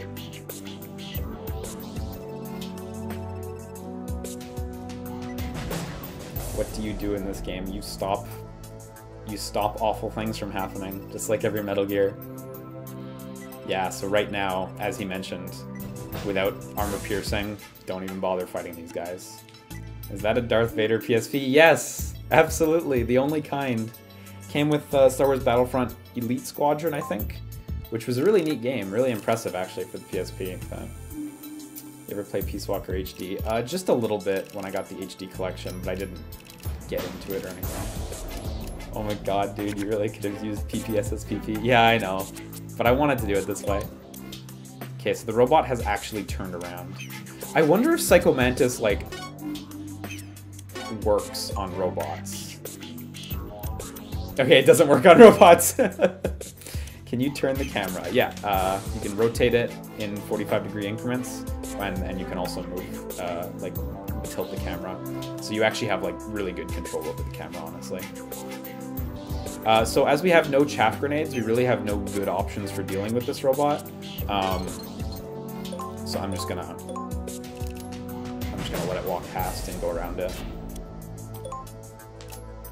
Is Psycho Mantis even real? Debatable. Honestly, debatable. How long has it been since anyone used PSP out? I know, right? It was a feature I was in love with when I was younger. We had at my home, at my family home when I was a kid, we had an ED TV that we got from a friend of the family who was getting rid of it. That is enhanced definition television. I don't know if any of you guys remember those, but that was like right as like 720p HD TVs were starting to be a thing.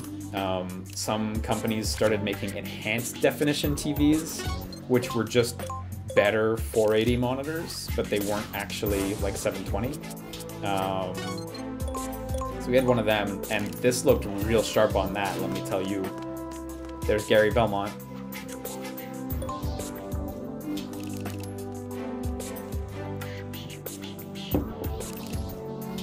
Yeah, PPSSPP, the PSP emulator, is crazy impressive.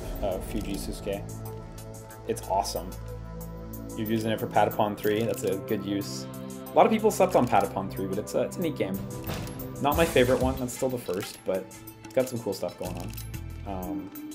Cool thing about PPSSPP, there's a paid version, gold version or gold edition or whatever it's called, that you can get on Android, and PSP games run great on Android devices, honestly. Most modern phones can crank out even the best PSP games, best looking PSP games, pardon. I'm gonna actually use Action Plus, and then I'm gonna end my turn here. Hopefully this enemy turns around. If they ever make a PSP classic, what games need to be on it for you to buy it? Man, I'd love if Nintendo or Sony made like a classic version of their handhelds. That would be the classic console to get me to buy. Well, for starters, I would hope that if Sony did a PSP classic, they actually went back to the drawing board and said, okay, let's do this one right. Because I don't really think it needs to be said again, but they did not really do justice to the PS1. unfortunately. I'm gonna gamble here. I'm gonna just wait and hope the enemy walks away. But I would really want this. Persona 3. Oh no. Persona 3 would be cool, but I don't think we'd necessarily get that. One of the Ape Escape games. The Ape Escape PSP games are dope. God of War. One or two of the God of Wars. I'm gonna use my sword, which I've been hanging on to. Fucking HF Blade. I love that you start with an HF Blade in this game. I always found that so, like, weirdly charming. It's an odd piece of gear you'd never really associate with Snake, let alone, like, actually thinking to start Snake at the beginning of the game with it, you know? But it's cool. So here's the benefit of using multiple cards in a turn. Even though your cost gets high, like, that move only costs 2 points, so it's cheap. Peace Walker. I mean, Peace Walker would be cool in a potential PSP classic. Personally, I would rather Acid, because Peace Walker is available in better and other forms. Acid is just not available anywhere. I don't think we would get it, though. I think we'd get Peace Walker, if any. Oh, Ghosts and Goblins Ultimate. Shit, that would be a good pick. That's a hard-ass game, but it's really good. I've actually just recently been playing that on my PSP. Amazing game. So fucking hard, though. Oh, the Gershon says, actually, TPSSPP is free on Android, but the Gold Edition is just to support the devs. Ah, did not realize it was a free version. I bought the Gold version, and I think I would have bought it anyway to support them, but I guess there is a free version too. Enjoy. Does that version have ads in the like front end? The Gold one doesn't have ads. Oh yeah, an Armored Core, that'd be cool. Bounty Hounds HD, fuck man. Matt and I both bought copies of Bounty Hounds with intents of doing some sort of video with it at separate times, and neither of us ever did it. I've never played Bounty Hounds, I'm super curious about it. Anything you're looking forward to in the Direct? Wonderful 101 HD. Deluxe. This is the time. How often do you bounce around on consoles?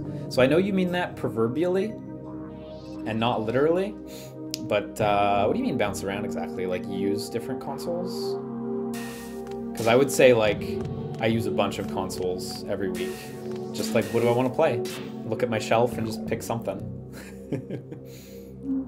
When's Nano Breaker? I want Nano Breaker. It's totally not Nano Breaker, but I have Rengoku and Rengoku 2, The Tower of Purgatory.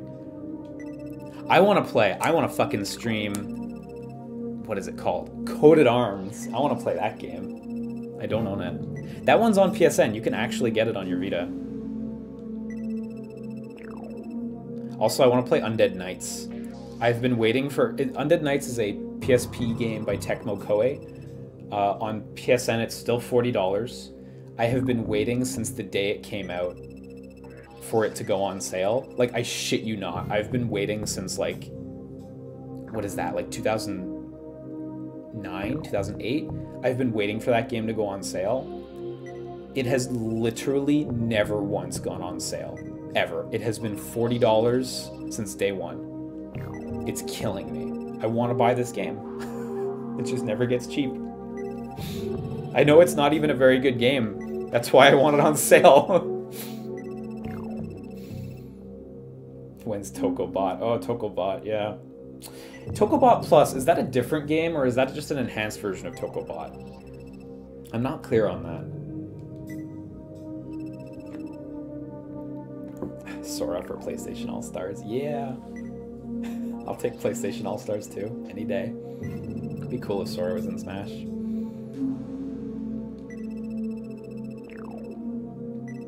But I kind of feel like we're gonna get a certain other Square Enix character who... I'm not gonna say his name in case you haven't seen some of these rumored Smash leaks, but...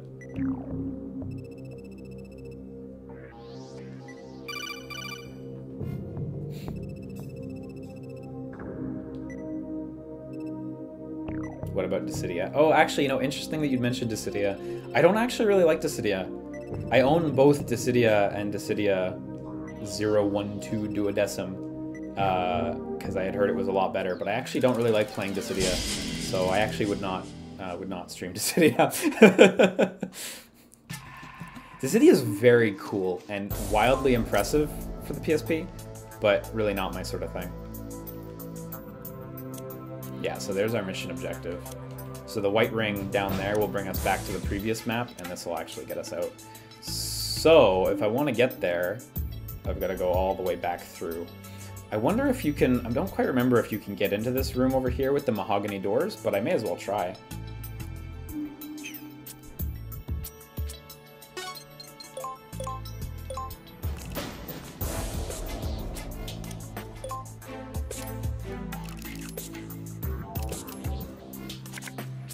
Yeah, it'd be so nice if they announced a new Paper Mario today. Things that won't happen. I'm gonna use one of my SOCOMs. I don't usually like using those to move, but...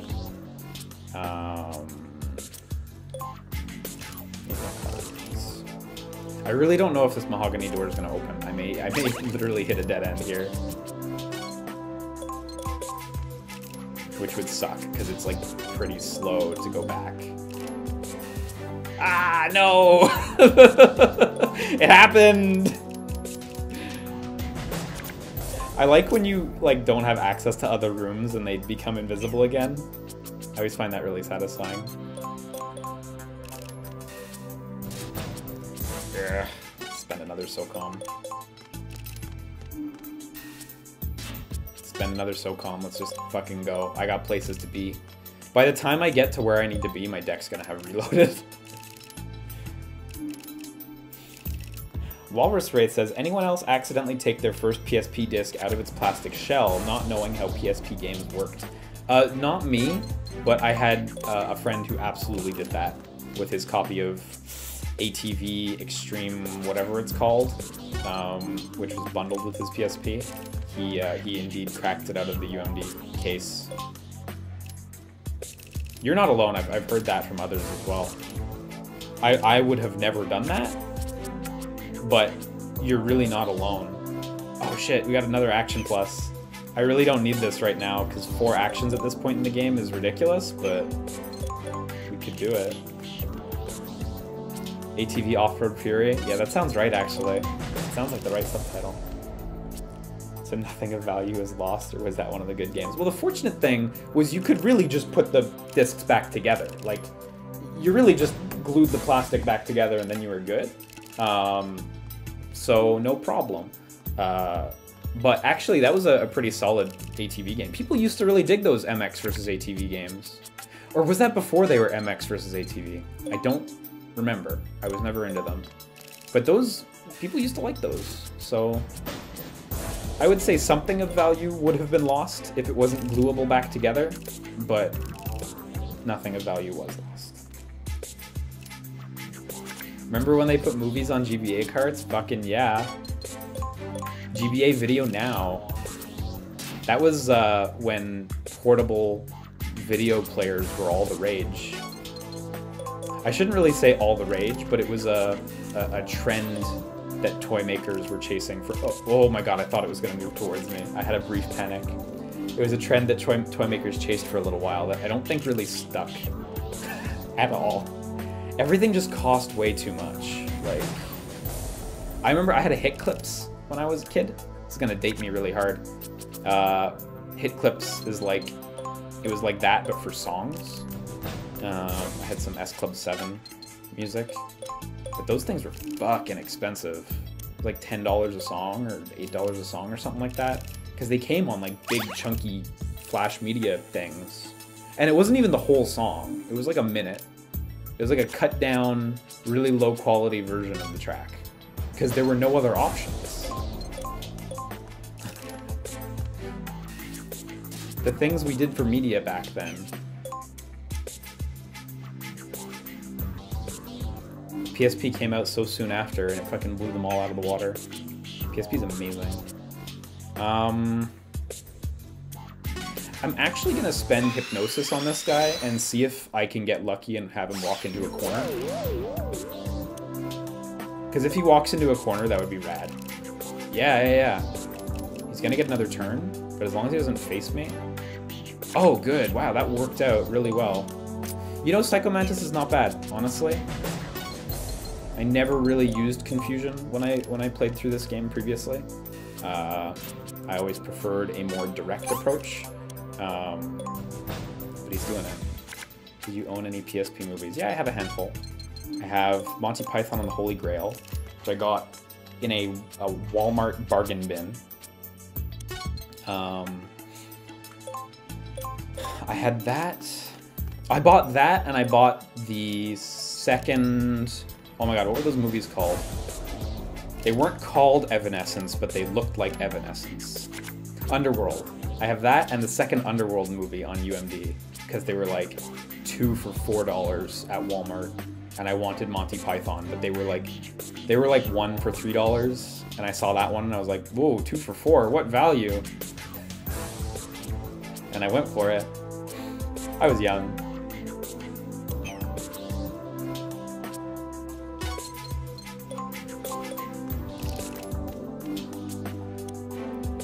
Objection Justice says, too bad there isn't a successful Vita emulator yet. Yeah, I know, eh? Fortunately now, Vitas are still really available. Not particularly cheap, but, you know, you can still get them in Vita TVs as well, so the need for them isn't desperate or anything, but yeah, it's... So I have to flatten if I want to be able to shoot on the wall here. It's true. Man, not being able to use grenades on the wall to go forward fucks me up. It's definitely an Acid 2 thing. And I could use my FAMAS here, but I'm not gonna. God, these things kill so easily right now. Bearing in mind, enemies have 40 life. Look, 20 damage 6 times. Like, fuck, they're so powerful. Just, you know, literally everyone hears you, so. Holy Fork says, Liam sold me on a PSTV years ago and I still find value in it. I'm glad. It's a really neat device. It has flaws, and they didn't support it as well as they honestly should have. I think their support of it was really disappointing. But you can do a lot of cool shit with it. I'm going to get off the wall now that I know that enemy's not going to walk all the way down here. That's not going to toss in a good spot. I'm just going to end my turn here. Sheepish Games says, hi Liam, was wondering if you have any techniques for staying motivated when you work on something for a long time. It's hard, man. I have no easy answer for you. Something I always fell into, I don't know if this applies for you, but something I fell into personally was like working on multiple projects simultaneously. And that was something that killed me really hard. And I would struggle to finish work on one thing because I was trying to divide my attention. And I realized that by really like railroading my focus onto one project at a time, my work has improved dramatically. Again, it may not apply to you at all, but that was something that for me helped a lot. Ooh, this is a nasty situation. Oh, it just got better. Hang on, can I just leave?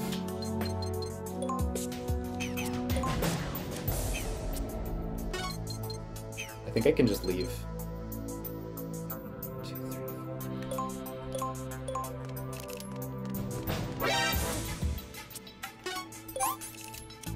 Oh shit, that guy's getting a turn now. Okay, so he's gonna shoot me, which is fine. I can take a little bit of damage. How much damage they do though, you see that shit? Like, that adds up. But then I can just leave right here.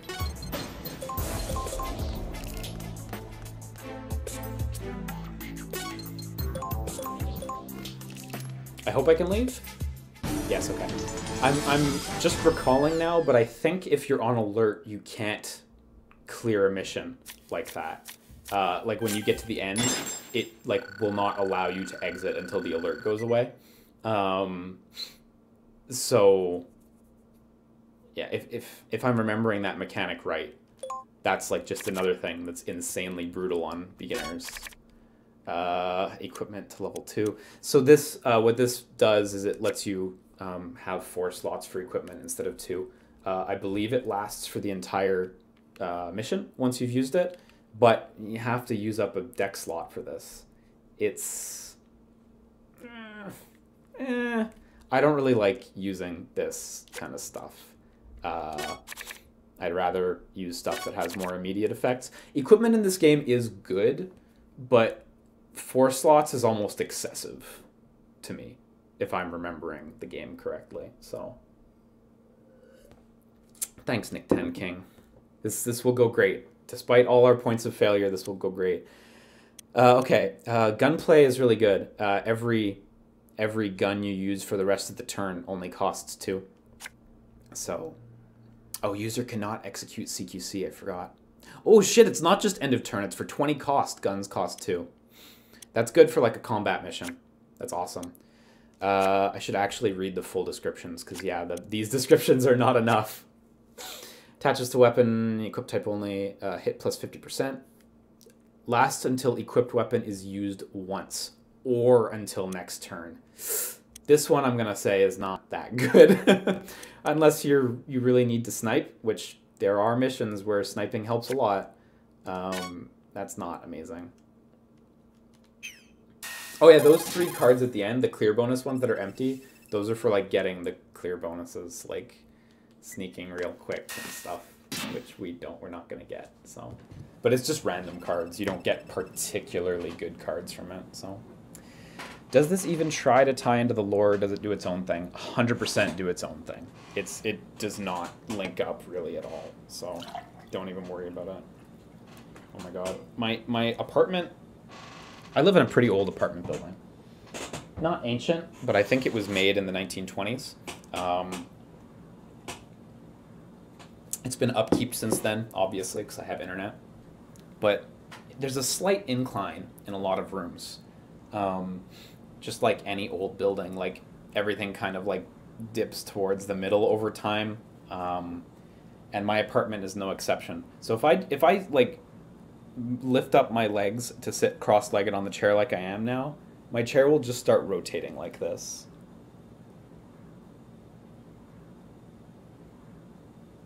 It's so annoying.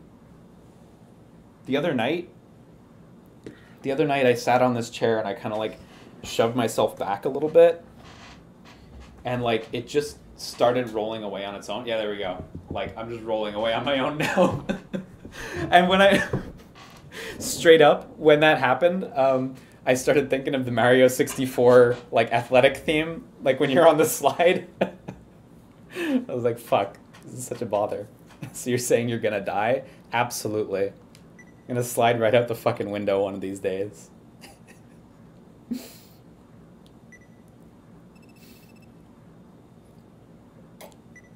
So if ever you see me slowly rotate and then quickly like fix myself, it's because I'm trying to sit cross-legged and I realize I shouldn't. So Liam BLJ is out of the stream. I shout. Oh yeah, when's the direct now? 50 minutes? Okay, hopefully we can get one more mission in. I'm sure you've noticed, but the missions are not short in this game. They are meaty boys. And if you die in a mission, you go back to your save before the mission. You don't get any benefit from dying. You don't get any currency, any cards. You just gotta do it until you do it. Soon we're gonna unlock like free missions, which are like extra missions you can do. You can just repeat maps with like slightly different enemy layouts to get extra currency and packs, which is really helpful. But up until then, you just gotta push.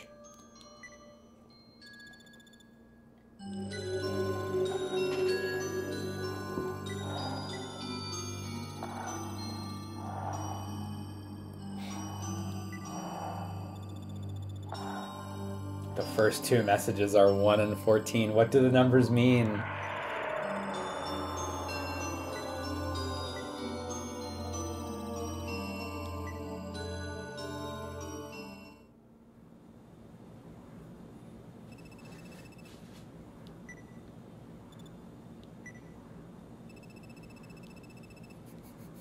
Silverado in the chat, who has clearly solved the mystery says in Spanish, Elsie is the sea. You've solved the mystery.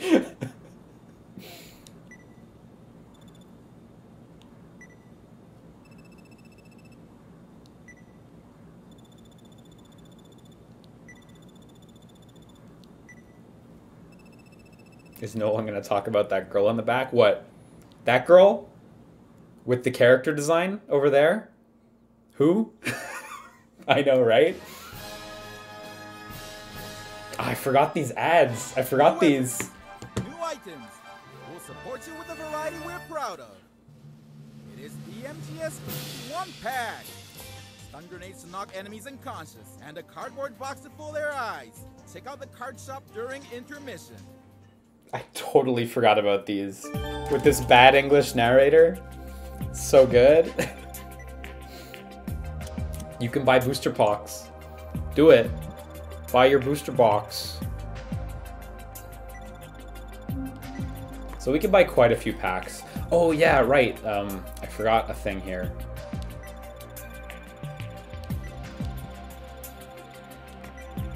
So you might see on the bottom corner of the pack, it says 600 points on the right and left 10 on the left.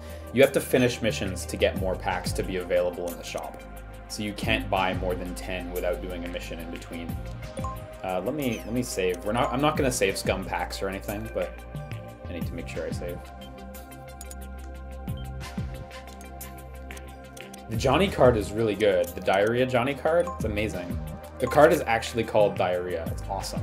You discard your hand and draw 6 new cards. So good. Okay, that pack sucked. Reduce damage by 5, one time only, 60% chance. Eek. No. So this would be 5 per bullet, by the way. So like before, when the enemy was shooting me with the gun and he was hitting for, I think, 7 per bullet, he would do 2 per bullet for 1 shot. This is situationally useful, like for enemies who fire huge amounts of shots, but generally speaking, I wouldn't take this. Vulcan Raven Bullet Spray. This is just target an area, isn't it? Attaches to weapon, equip type only. Yeah, equip weapons are pretty powerful, but I don't think we have any yet, so. Yeah, the Jonathan Ingram card is crazy. It's minus 20 cost, right? That's what it is? I remember it being nuts good, so. Yeah, there we go. Perpetual Frost asks, didn't this game come with like a weird cardboard magnifying glass thing that displayed the game in fake 3D? So actually that was the second game, and it was real 3D. It wasn't fake 3D. It was super real 3D, and it was dope. We will stream the next game entirely in 3D like that, and it'll be great. You guys can get your solid eyes out and attach them to your smartphone, and we can play the whole thing through in 3D. We can actually play it a little bit in 3D and see if that works well.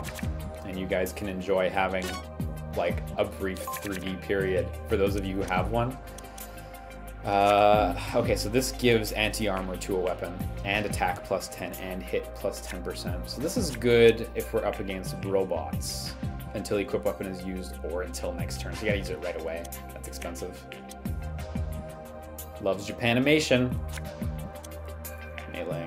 Assault on radar. Doubles all allies' interference effects. Effect lasts for 30 cost. Okay. This is not something we're gonna have to use. Interference, if I'm remembering right, is really just stopping enemies from calling. Quick draw. Attached to weapon, equip type only. Sets cost to 0. Right, so it lets you take a free shot. Okay. But it's hit minus 20%, attack minus 5. And you have to use it right away as well. It's neat. Well, it's not actually a free shot. You pay 4 for quick draw to use it. But that may be cheaper than using the weapon itself, so... Situational. Strand. Fucking ally cost minus 4, come on. Well, I'm gonna go ahead and say we didn't really get good stuff. Unfortunately. I don't believe we have any other cards available. Yeah. That's really our full selection. I got rear evade. I realized I got that at one point. For anyone wondering, by the way, I think there are 200 cards in this game. Yeah, the gallery shows them all in order and has convenient empty spots for where you're missing cards. I love when galleries and such have the empty spots and they don't just like skip the numbers, you know? I love seeing the empty space and filling that in progressively. Like in Smash with the spirits. That was so satisfying to get all the spirits. Okay, I think I'm gonna stick with my deck right now. I don't see any really good reason to change it. If you'll give me just one moment, I'm just gonna go grab something and I'll be right back. Hopefully we'll get one more mission in.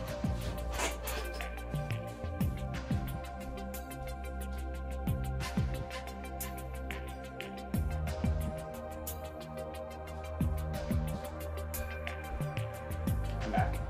So earlier I talked about this, but yeah, so Metal Gear Acid's aesthetic is gray with like a splash of pink.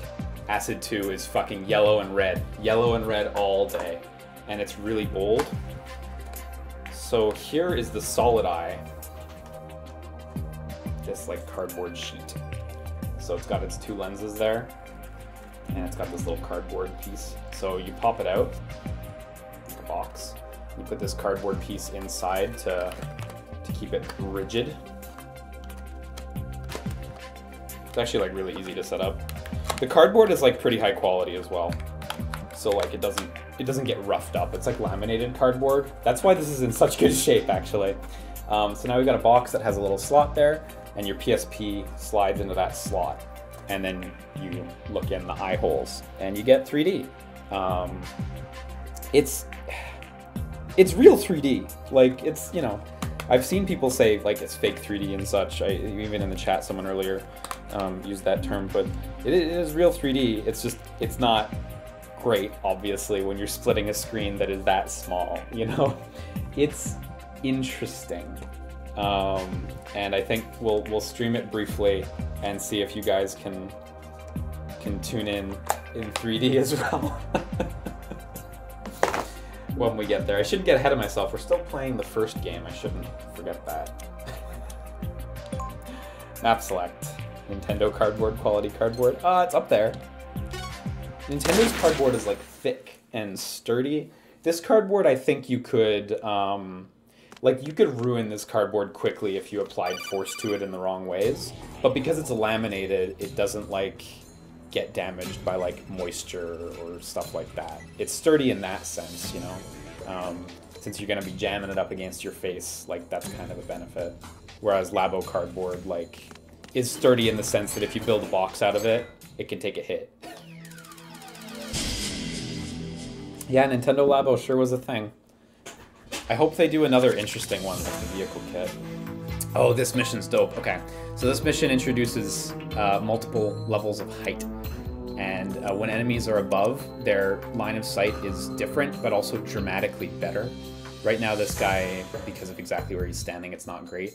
But you can also see that like the tiles in front of him, he can't see. So you can stand near enemies who are facing that way. If I remember right, the route through this mission involves us going like around this way, and then we have to get to the second level, I think. But maybe I'm forgetting.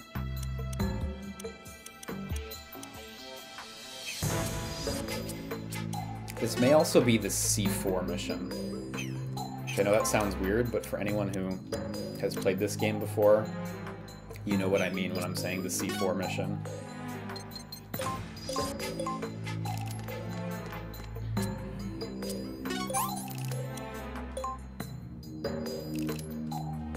That's kind of a waste of my -4 there.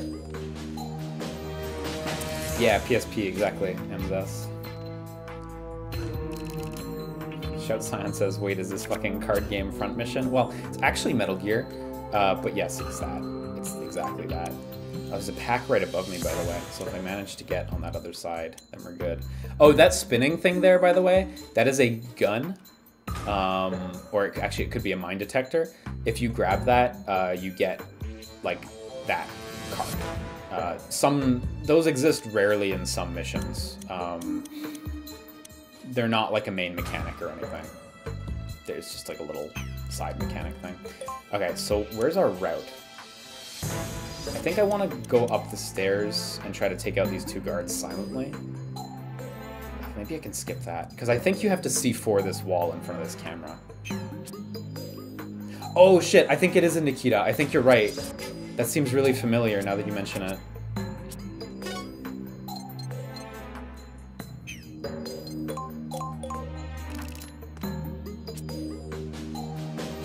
Yeah, I'm gonna hope that the enemies don't really move around up there. Yeah, okay, here we go. The C4 mission, yeah.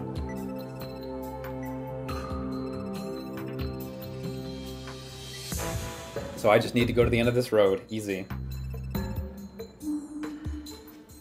Sinkama says, I just wish the Switch's screen allowed a Labo VR to be a thing. I remember seeing a video when it was still new putting the Switch in a tablet VR headset, and it was technically possible with the browser exploit and a side-by-side video.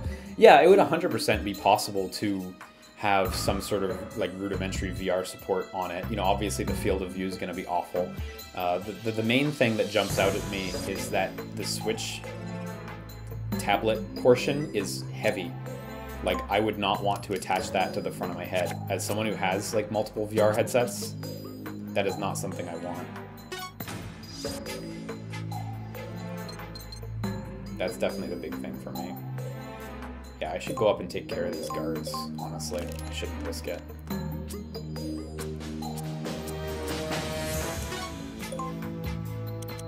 I don't know if that'll hit him.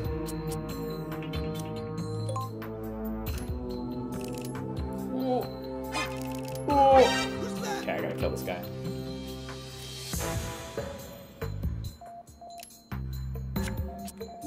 Okay, so that guy is still doesn't actually see me. The SOCOM has a great chance of doing what it needs to do. I'm gonna hang on to Psycho Mantis, because, well, as we've seen, Psycho Mantis can be used for that exact situation, but they will, you know, resume their task after the fact. So I should use that really when I'm desperate or from a distance.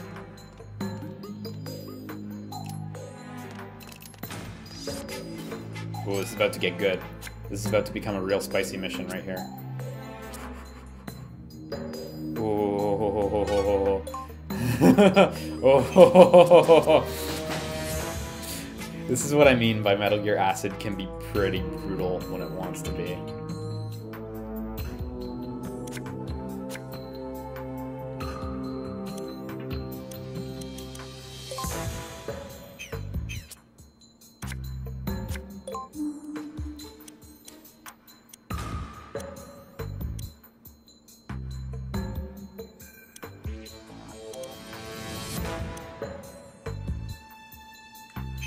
Okay.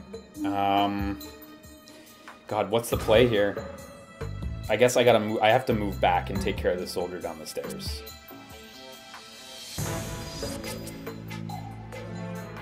I'm gonna use that on him to make him fuck around so I can retreat, because he's right in the way. Let's get this. So I think he'll still see me as I walk by. Oh, actually, no, he doesn't. Okay.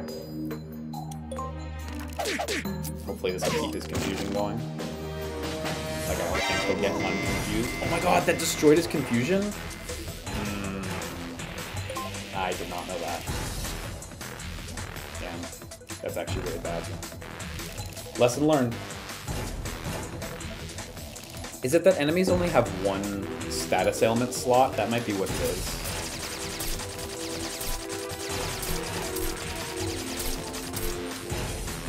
Oh yeah, it's 5 damage, so yeah, that block technique would fully block the damage there. Yeah, it's time for bad times. And I'm still not going next, by the way. I still have 11 cost. Like, I am gonna eat some hits here.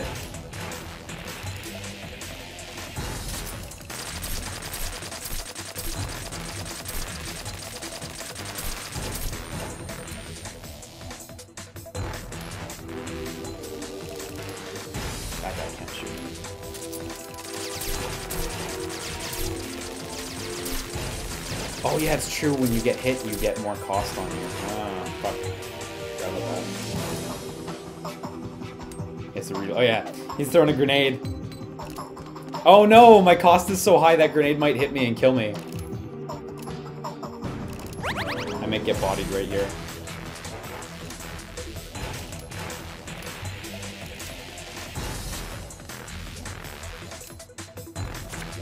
Oh my god, that grenade didn't blow. Okay.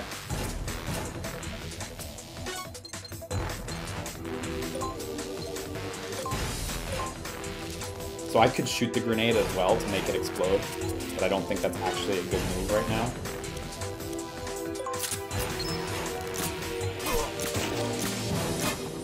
Okay, fortunately he died.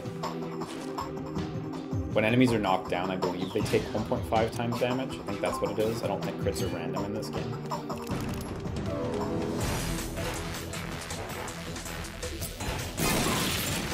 They're so strong. They're so fucking powerful.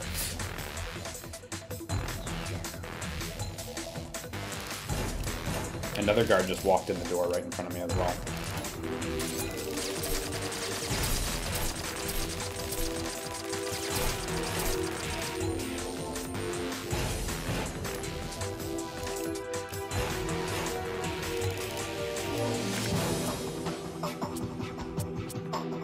The one thing I forget, though, is what is my objective right here? Because I absolutely forget. Like, I need the C4. Am I just supposed to go back to the door to exit the mission? Can't remember, because of course there's no, you know, there's no marker on the ground telling me that's my objective. I'm gonna risk it all.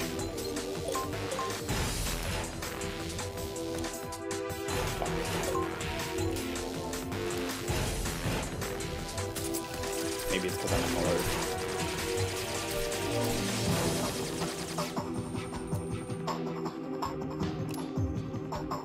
Because I know I have to get C4 and then come back with C4.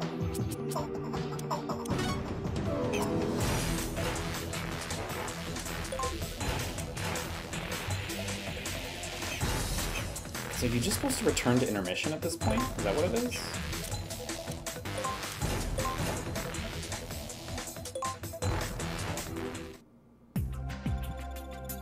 Oh yeah, okay. That's indeed it. You're really just supposed to exit. Okay, yeah.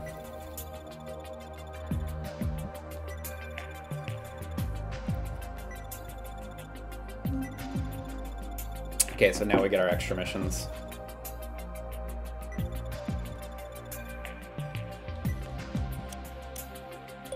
Okay. So we can go back to office for an extra mission.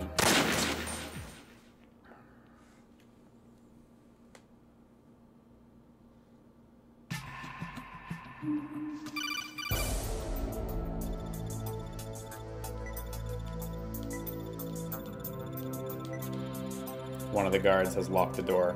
Take any measures necessary to deal with the guard. Over and out.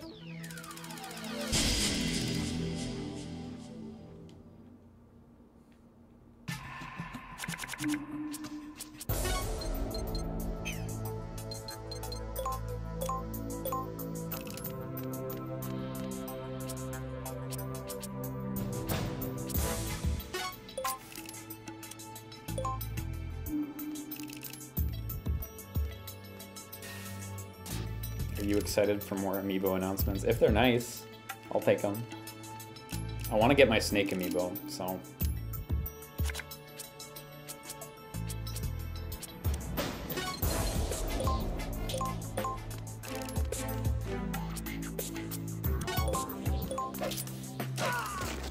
Fucking instant death. Kick to the head. One kick and he's bleeding out. Of course, I don't actually know which soldier it is, so I may need to get at this soldier here. He's facing a bad direction for himself. He's facing the worst direction.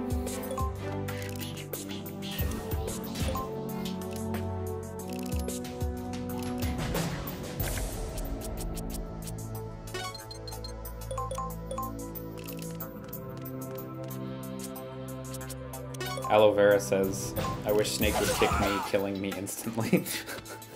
That's a really horny thought, but okay. Is non-lethal a run you can do in this game? Yes. You can. In situations like this, I think all you have to do is knock down enemies and be next to them to, like, get key cards or whatever. But yeah, that is a thing you can do. It is intensely difficult. Although I don't remember what the situation is for bosses.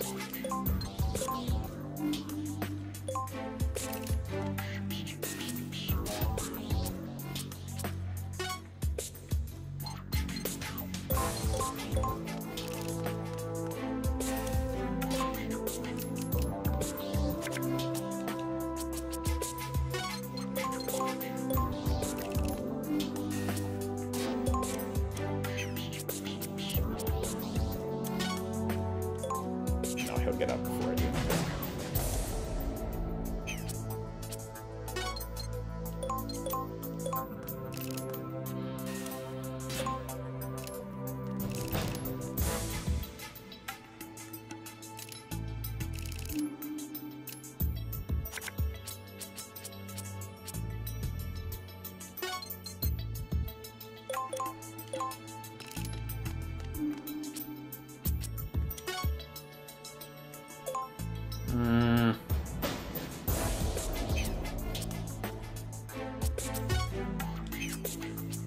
This could kill. I'm gonna hope it does. Nope, no kill. Really close to kill, though. He may get up before I get to do something, but my turn's coming soon, so it'll be okay. Okay, that's true. You can hit square to speed things up.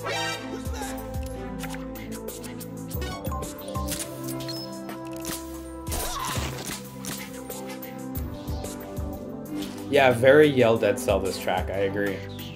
Sounds very similar to that. God, I don't really know music terminology, but it has the same sort of flavor as Yell Dead Cell, I guess.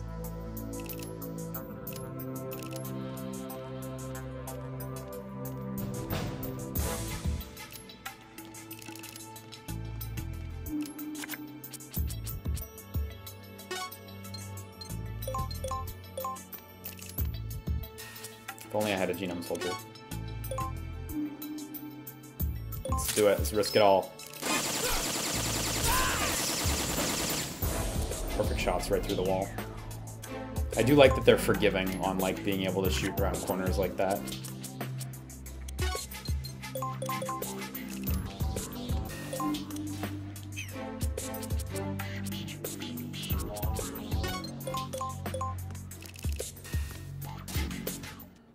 How has Metal Gear Acid been? Honestly, fucking great.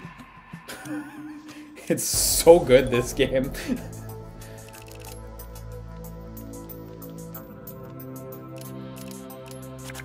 Okay, so I think unfortunately, yeah, I do still need to go find the key, which is probably in this direction, of course. In case you're wondering, by the way, since this is the first time we've like done a repeat mission, how often we're gonna have to do this. If I remember right, the answer is not often at all. It's just this beginning one where they want you to get the C4, as far as I recall. Otherwise, I think you always just go forward. Although there may be maps we hit where like we go in and I realize, oh, this deck's not kitted out well. Let's fucking back out. You know. What, I'm gonna try shooting with the FAMAS here because I want to know what the like aural range of the FAMAS is. Like, are they gonna hear it? Oh, the camera saw it. Right, that's true. But they actually didn't hear it from across the map. I got the, oh there, I got the key so I can head to the end now. But I guess they don't hear from as far as I thought. I had kind of remembered it being like full map, but I guess that's really not the case.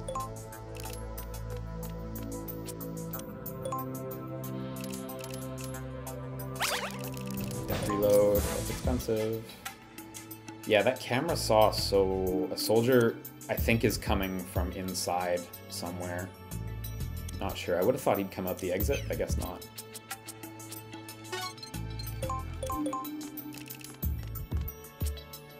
Aeonic Vector says on hearing, he says they almost never hear double FAMAS range IARC, so about 7 tiles from line of fire, where that cuts off. Okay. What console are you playing this on? We are playing it on PSP. We're playing it on an actual PSP, which is very gratifying.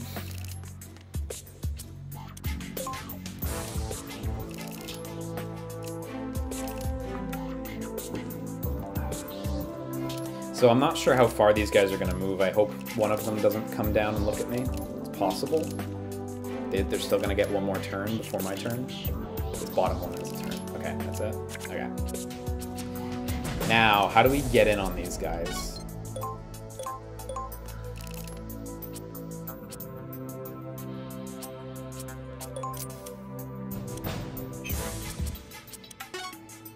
I think I'm going to end this turn. So I have 3 moves next turn. I'm going to Psycho Mantis the one who's facing me, and then I'm going to attack the one who's not.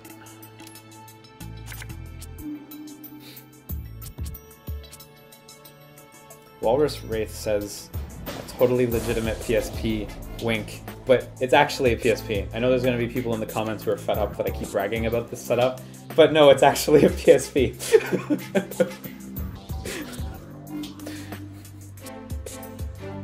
Okay, so.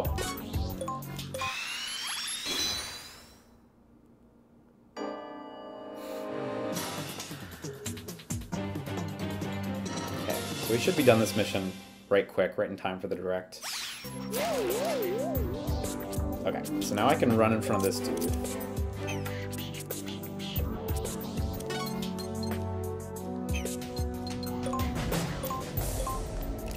So I'm gonna use a risky maneuver. I have a lot of cost right now, so I'm gonna eat some hard shit. Oh, wait, that unconfuses, doesn't it? Fuck, I just did it again. Oh well, hopefully that grenade pays off, because otherwise I got 20 cost to burn.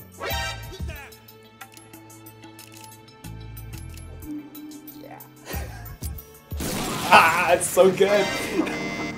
Oh, that makes big noise, though. Okay. Bummer. Please don't spawn right there. Oh, he spawned right there. Okay, so grenades make huge noise. Okay. It's really gratifying to hit with grenades because you have to plan, like, fairly well ahead of time.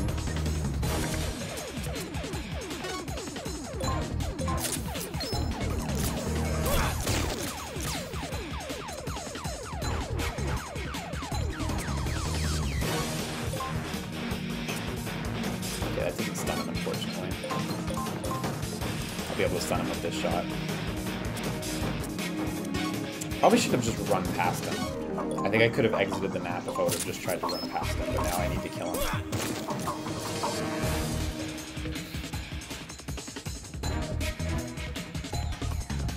I need to remember that in the future.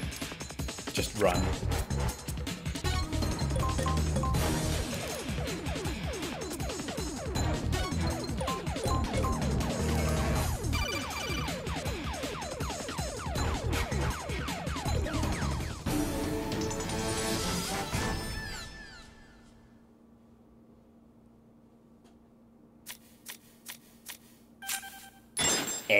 Bam. Unfortunately, we were found, and we did kill, but hey.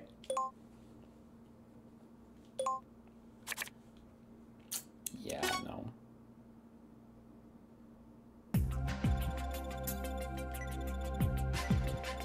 Pressing the triangle button when it is not the player's turn activates quick mode. Yeah, I was using that.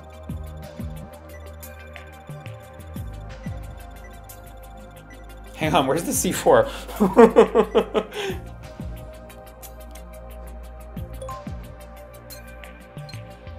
Because you can't go back to the previous missions.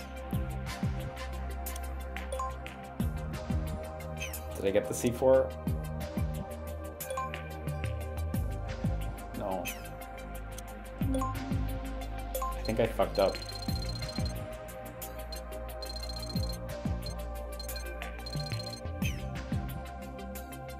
Oh, you need to leave the map properly. Go in, trigger, and then leave.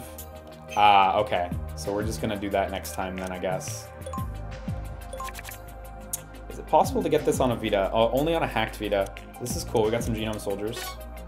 Those are good. Ooh! Cost -4. Let's go. Meryl. Halves user's cost for 0. That's good. Cannot be applied to movement. Let's fuck with the deck a little bit. I'm gonna remove Claymores right now because they're incredibly strong, but right now in the game I don't want them. And I'm gonna take out.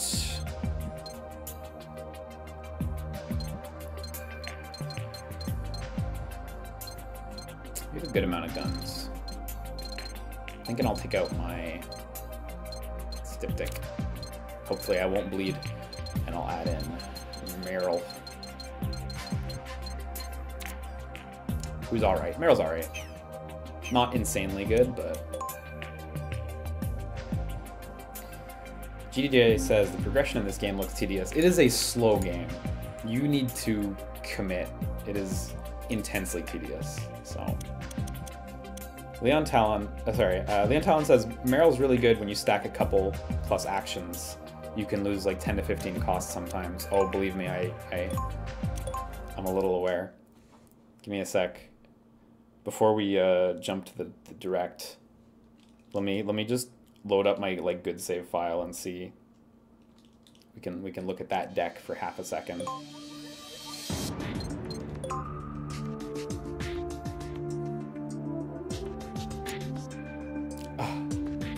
I saved over it.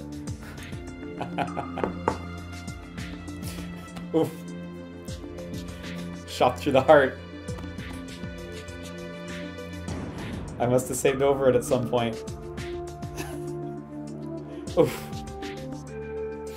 That hurts. Oh well, no use getting mad about it. Oh well. If you guys saw the footage of the stream last night, you would have seen that it was a fucking amazing deck.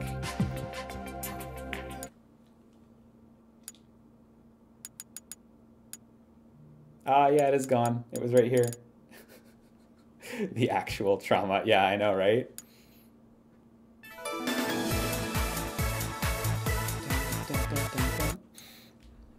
I think I might have, if you give me 1 second. It's 4:47. We're still good on time right now for the direct.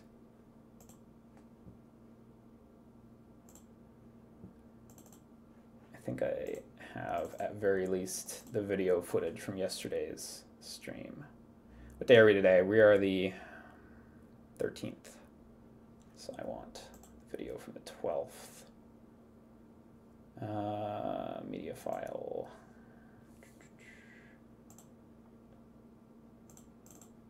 Gonna have to scrub through it though. I hope this doesn't autoplay loudly, because it might. It could. Oh, XSplit's choking, importing. Oh my god, this is a 10 gig video, yesterday's stream footage. Ooh, XSplit is choking hard on this video. That was a bad idea. Well, hopefully that'll happen. I'm gonna pop open the Nintendo YouTube channel right now, so I can at least start getting set up for that.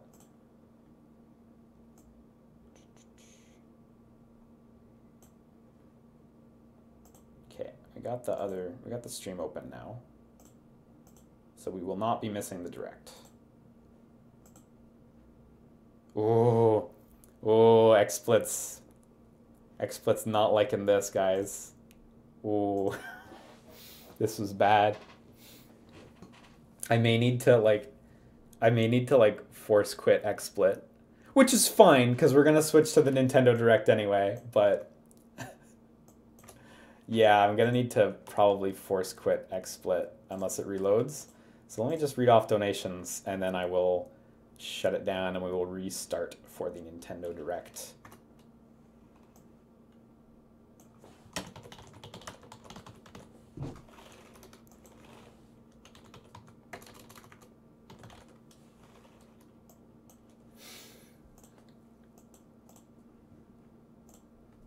Thank you for your patience.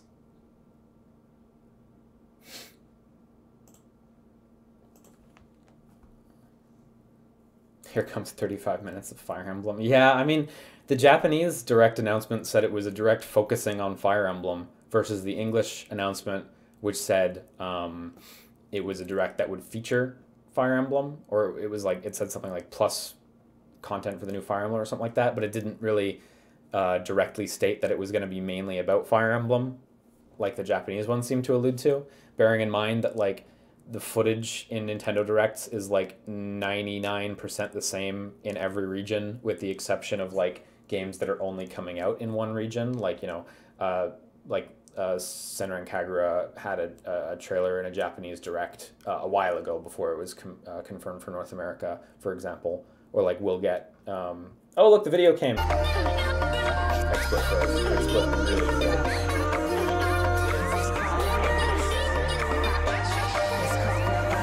Oh, XSplit's back.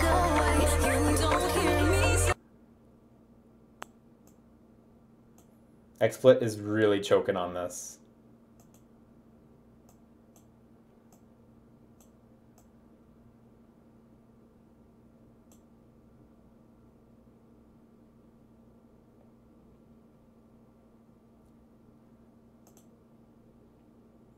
I don't know if you guys can see any of this at this point. Yeah, you're good. Just refresh.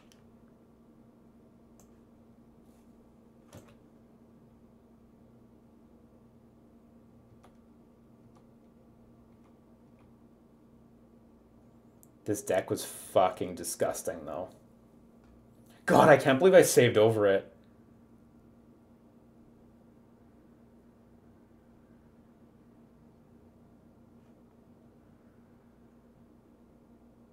Look at this fucking hand right here. Okay, I added in the porn star just to show it off. Jonathan Ingram reduces cost by 20. And then I have two of the stealth things that make you fucking invisible. I have double action. Oh, this is the bit where I show off the porn. I need to go back to the previous section. Is this my stand power, unfortunately? Look at all these card spoilers.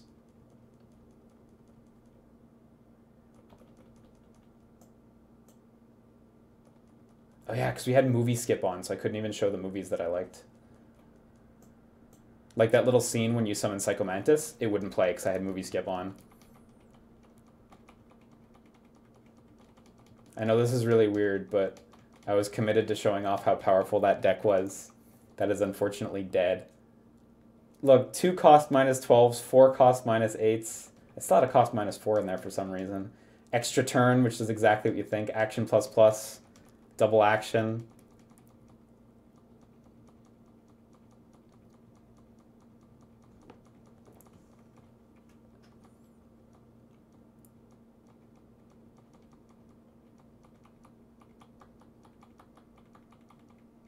Fuck this. Look, the XM8. Oh, it's so disgusting, that gun. This is a stream for nobody. I'm streaming for myself right now. Yeah, here's my first. Okay, this is what I was looking for. We got a -8, we got JHT, we got. Oh, fuck. This video is not really good for showing off anything. I'm sorry, guys. That was a total waste of time. Oh, I wish I didn't delete my save. That sucked. Do you have Metal Gear Solid digital graphic novel on PSP? I actually don't. I've always thought about buying it, but it's expensive nowadays. Oh, anyway. Let me read off those donations and subs, and then we can move on to Nintendo Direct. Shoutouts today to Toynoda, Ririum709, Nyan Pasu, Leon Talon, Overlord Kane, Toby195, Robobo, Oni Mushroom, Ranaday, Etcha Sketch, and Davin of Ports? Davin of Ports? I'm gonna go with Davin of Ports. That's definitely how that name's pronounced. Thank you guys for your subscriptions. It's much obliged. Thank you guys all for tuning in. I'm going to quickly set this up for the Nintendo Direct, and we'll be back. That's it. I'm actually gonna take the stream down, so it'll be easier for me to archive and stuff. But it's gonna be quick. What do we want me to say? It's gonna be quick. See you guys in a minute.